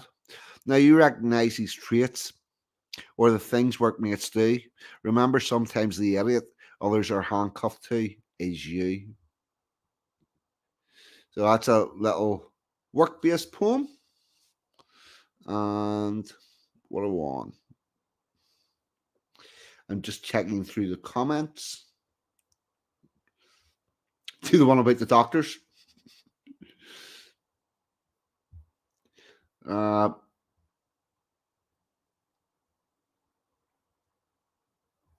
One second, I might come back to that. Bass is saying, tried to translate Dutch poems from our days past and new with ChatGPT. No soul. Only my own efforts to explain my feelings to foreign brothers is the best thing I can do. I don't know the poetry will ever really translate well.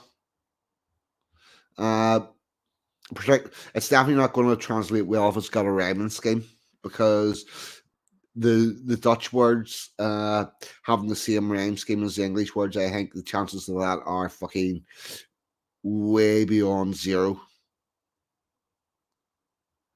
I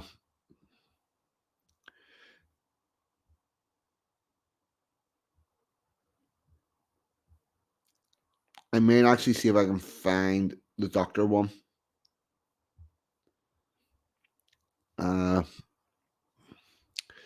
Yes.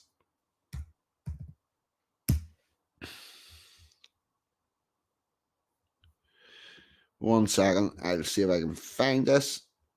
42 profile.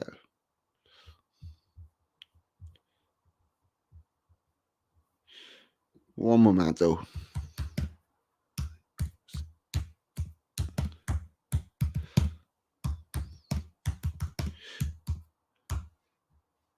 One second. Yes. Out of the written for fun subcategory, we have the doctor will see you now. Share screen. Okay, the doctor will see you now, written for fun by 42. I went to the doctor, not feeling the best. The first thing he did was take a blood test. He sent me home, said he would be in touch. Hope of that, I did not have much. Now, when I want to see him, it takes 6 weeks, but not 3 days later, his secretary speaks. She says he wants to see you. Come in today, no matter what time, he will see you anyway. Now, as you might guess, this caused a slight panic. My health must be going down like the Titanic. I put down the phone, I let out a sigh, and thought, holy shit, I'm going to die. So I'm sitting in his office, he's looking quite glum. This chat is about your blood, he begun. Then he said to me in a manner quite gruff, when we examined it, we found some stuff. There was Prozac, diazepam, tramadol, Champix, and aspirin, I see. I replied quick as a flash, you gave them to me. There was also cannabis, cocaine, mushrooms, and ecstasy. None of that did you get from me.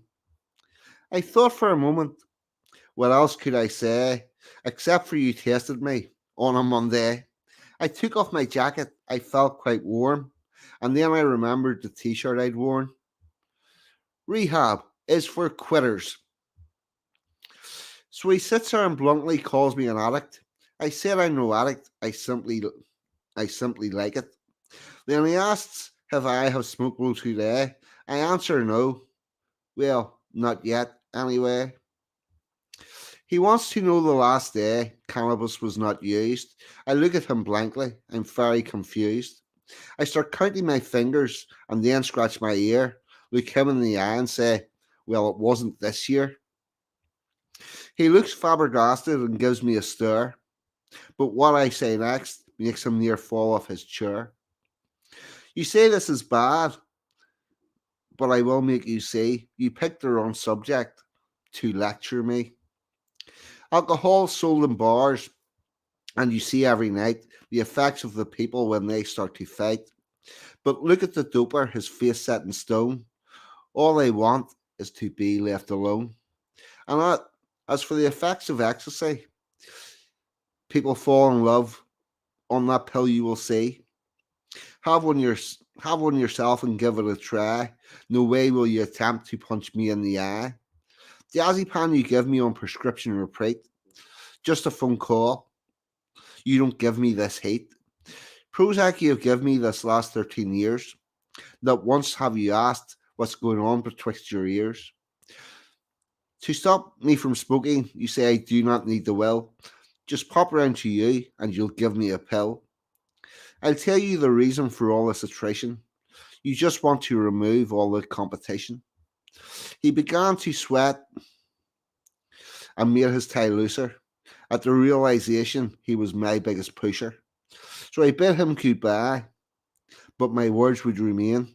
I don't want to talk to you about any of this again. So that's a little funny one.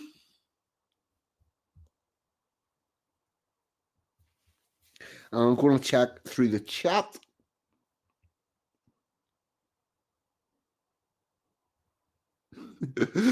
Look for Sheffield. Occasionally take those little blue pills, stop you rolling out of bed at night.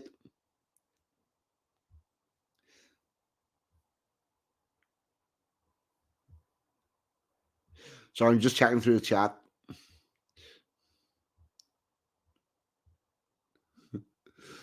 Yeah, right. So what are we on? We're coming up on 2 hours, and it's coming up on 12:30, and I have work in the morning. So if there is the link in the chat. If somebody wants to come on for like 5-10 minutes, they are welcome to do so. Or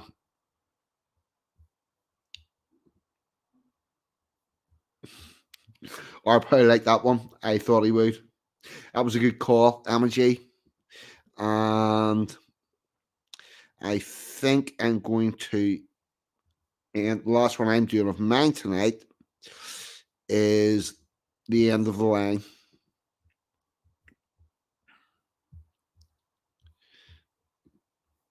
And let us share this.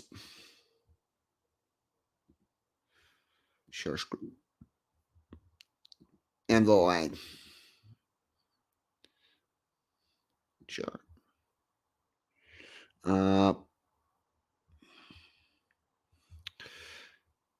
End of the line by 42. My grandfather's lifeless body arrived at the aid station on a dead stretcher. One among thousands, a soldier serendipitously realized his body retained life. Surgeons struggled with wounds, his life in the balance. Destiny decided he would live. On the 1st of July 1916, he survived the song, allowing his lineage to continue. There is no way to know what tribulations his ancestors overcame, from crafting tools of stone and gaining nourishment from a barren land, to today's comfort, generation after generation, reproduced and overcame the odds. All accumulated efforts to pass forward those genes have been rendered futile, deleted not by war, famine, or disease, but by my children who refuse to breed. And that's my poem about the absence of grandchildren faced not just by me, but by very many of our people. So there you go. And it seems like nobody is taking up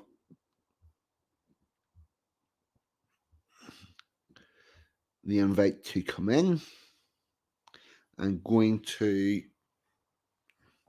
find an outro, start to get that ready.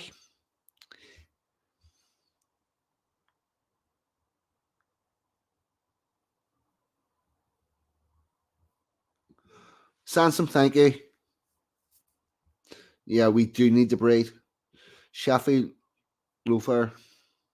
Have you read John Harris, Covenant with Death? This 1916 poem reminds me of it. It's very good. Both Christopher and Peter Hitchinson's read it. I am going to take a picture of that comment and I'm going to look up that poem later.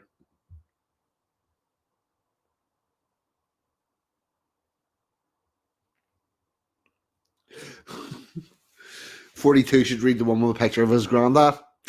Our place looking at his granddad's one. Right, I think we can indulge that. Actually, fuck it. While we're doing that, this would not be complete without this. Oh, engagements. And we'll get the next one up.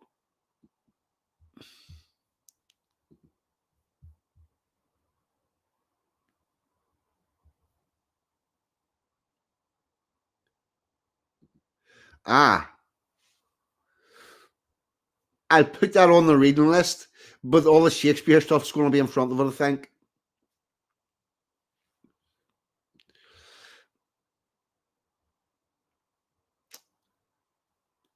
Preposterous idea, Emma G. Do you think we ought to be having a child at this age of everything? I don't know. I'm not sure. But Emma, you could probably talk me into absolutely anything. Courage is a cure. Robin, what about you? Thank you very much for dropping by. Yep. If you don't know what trouble you're getting yourself into, I might actually agree to all that.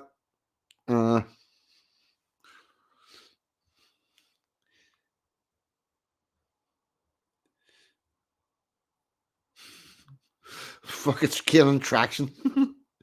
Everyone on it. Yep. Courage is a cure. Anybody that's not subbed, anybody that's on watching this stuff, they will like Robin's stuff. So if you're not subbed, Courage is a cure. Give her a shout.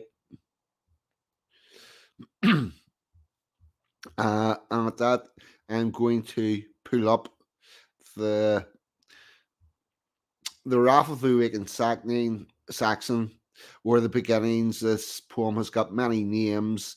It's a Kipling one.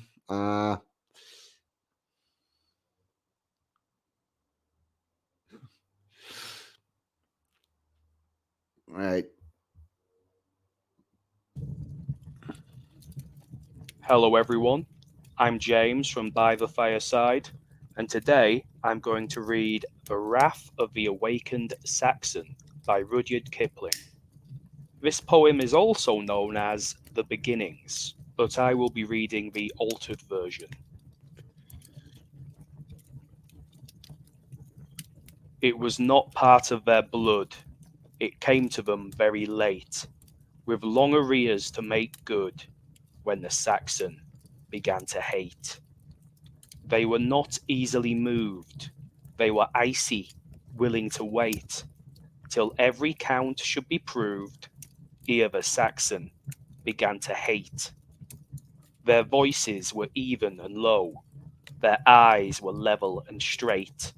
There was neither sign nor show when the Saxon began to hate.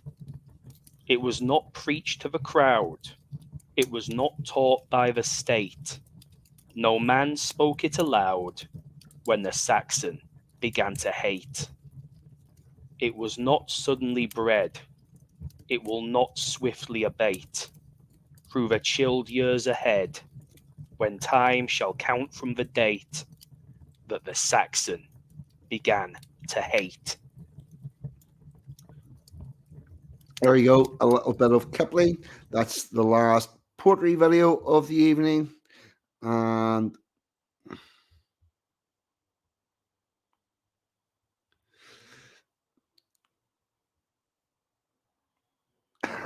Yeah, I knew that. It's ROBYN, Dawn.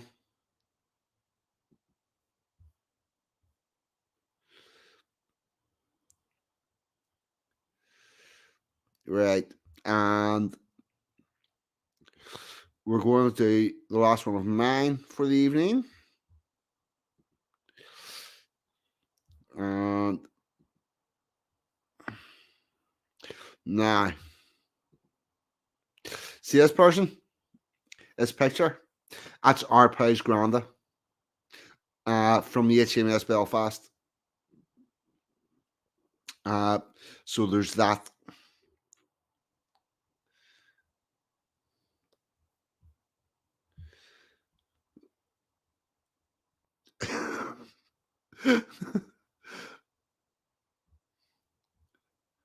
See, they're Linda Hunter's on it now. This is all going to become something. Right. Well, anyway, yes, this picture is Arpo's grandfather, who served in the HMS Belfast, which was built very, very close to where I live, in Belfast, in the shipyard. And this poem is called The Men of War.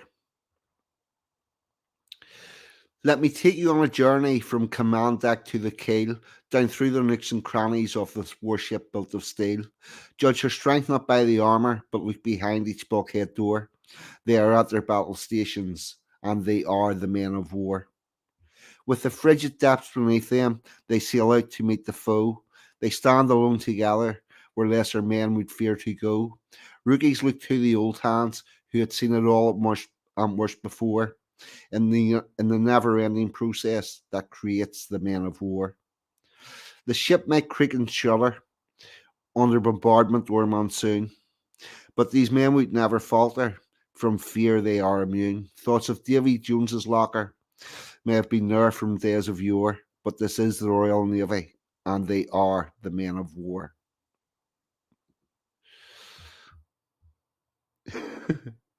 He was indeed. He was indeed.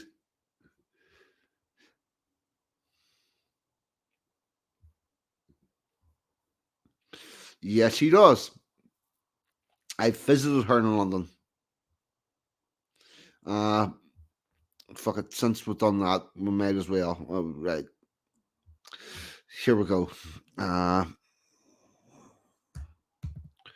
This is all.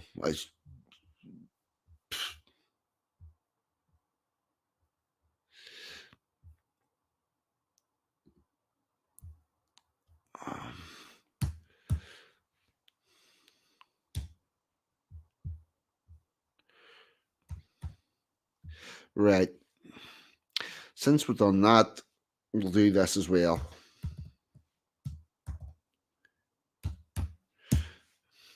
We'll do the one that goes along with one momento.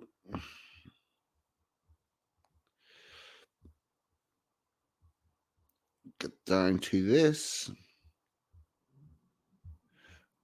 Where are we?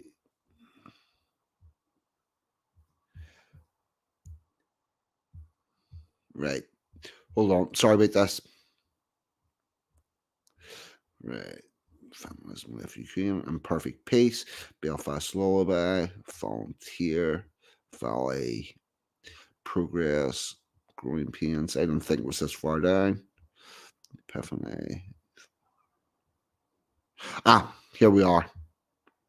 Right. This is definitely the last one we're doing tonight. And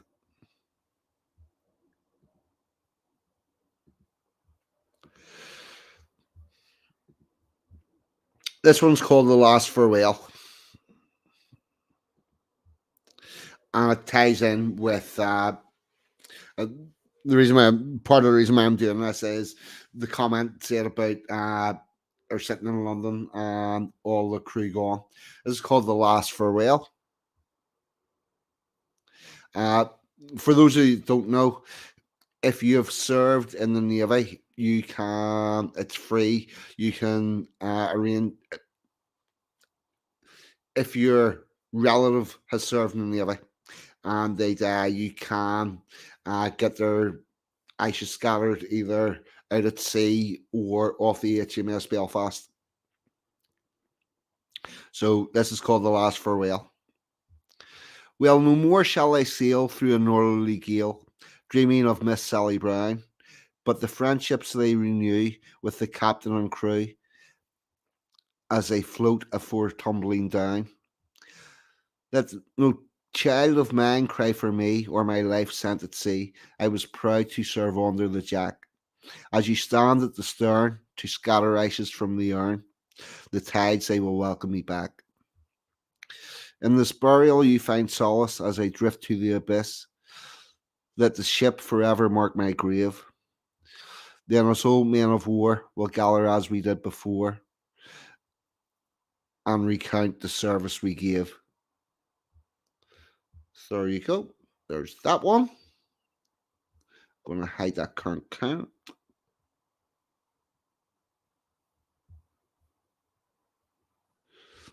Right. So I'm just checking through the comments.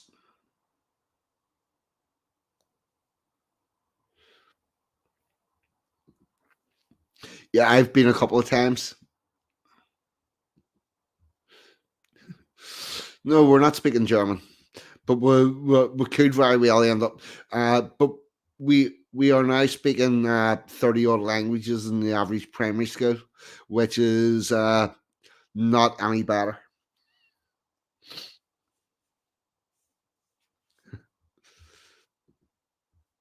Yep. Thanks, Sansom. And with that, I am going to look up a outro, and I think I'm going to go with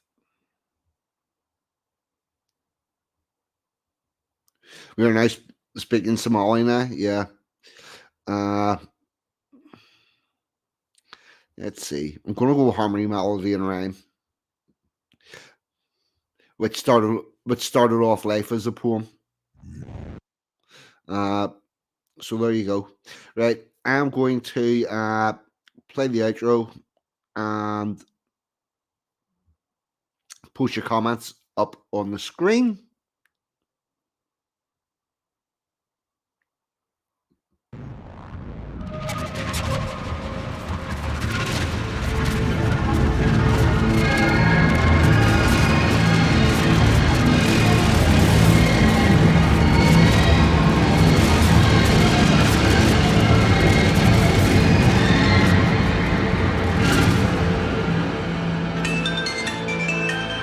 Hello, this is 42 speaking. Welcome to the Resistance. You are not alone, and we shall walk this journey together. What about you, chum? If one brings a guitar and one brings a voice, then they stand together and make their own choice.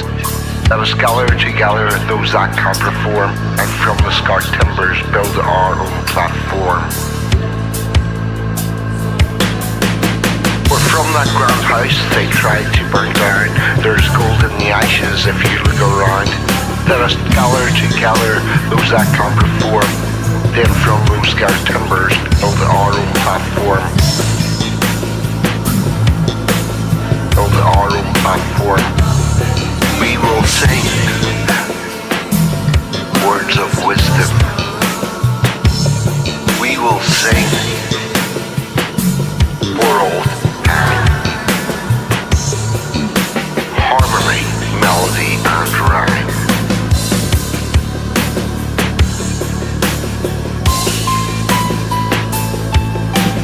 We descended from minstrels in old days of yore.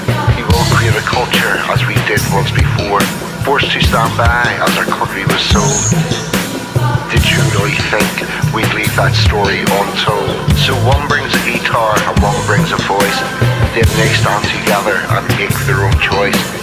I have seen the future, the way forward is clear. Among us still stands a modern day Shakespeare. I have seen the future,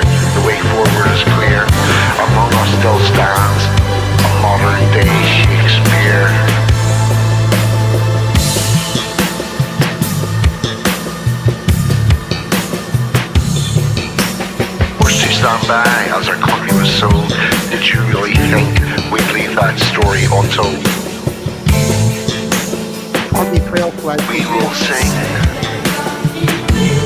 words of wisdom. We will sing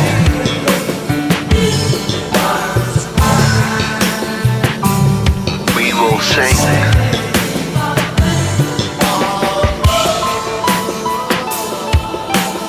harmony, melody, rhyme. Harmony, melody, and rhyme.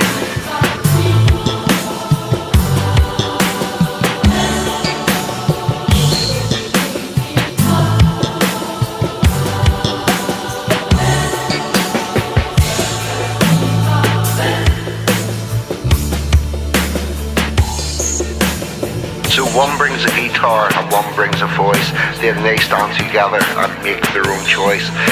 I have seen the future, the way forward is clear. Among us still stands a modern day Shakespeare.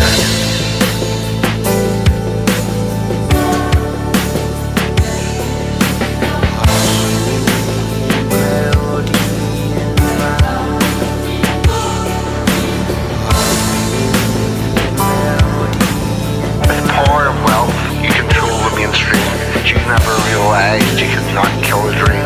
So we will gather together those that can perform, and from the scarred timbers build our own platform. You're talking to 42. What about you, chum? If one brings a guitar and one brings a voice, then they stand together and make their own choice.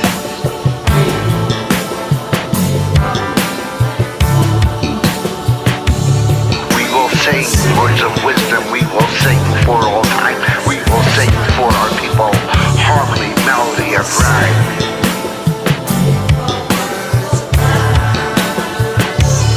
We will sing words of wisdom, we will sing for all time. We will sing for our people with the ancient trilogy of harmony, melody, rhyme.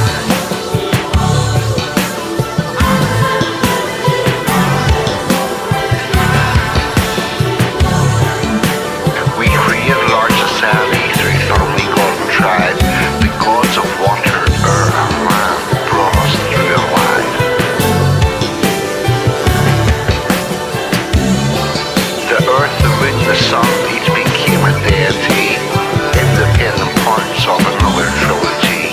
Is it a coincidence or is it just sublime that we now bring excellence in harmony, melody, and rhyme?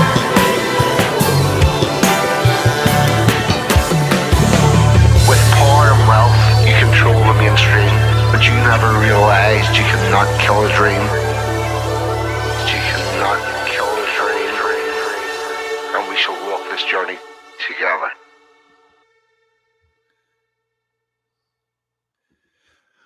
Okay, everybody, that was Justice Kane featuring 42, Harmony, Melody, and Rhyme. The album is available on iTunes, Mercury Rising, Justice Kane, and it will set you back a whole £7.90. So if you want to hear the whole album, get it on there.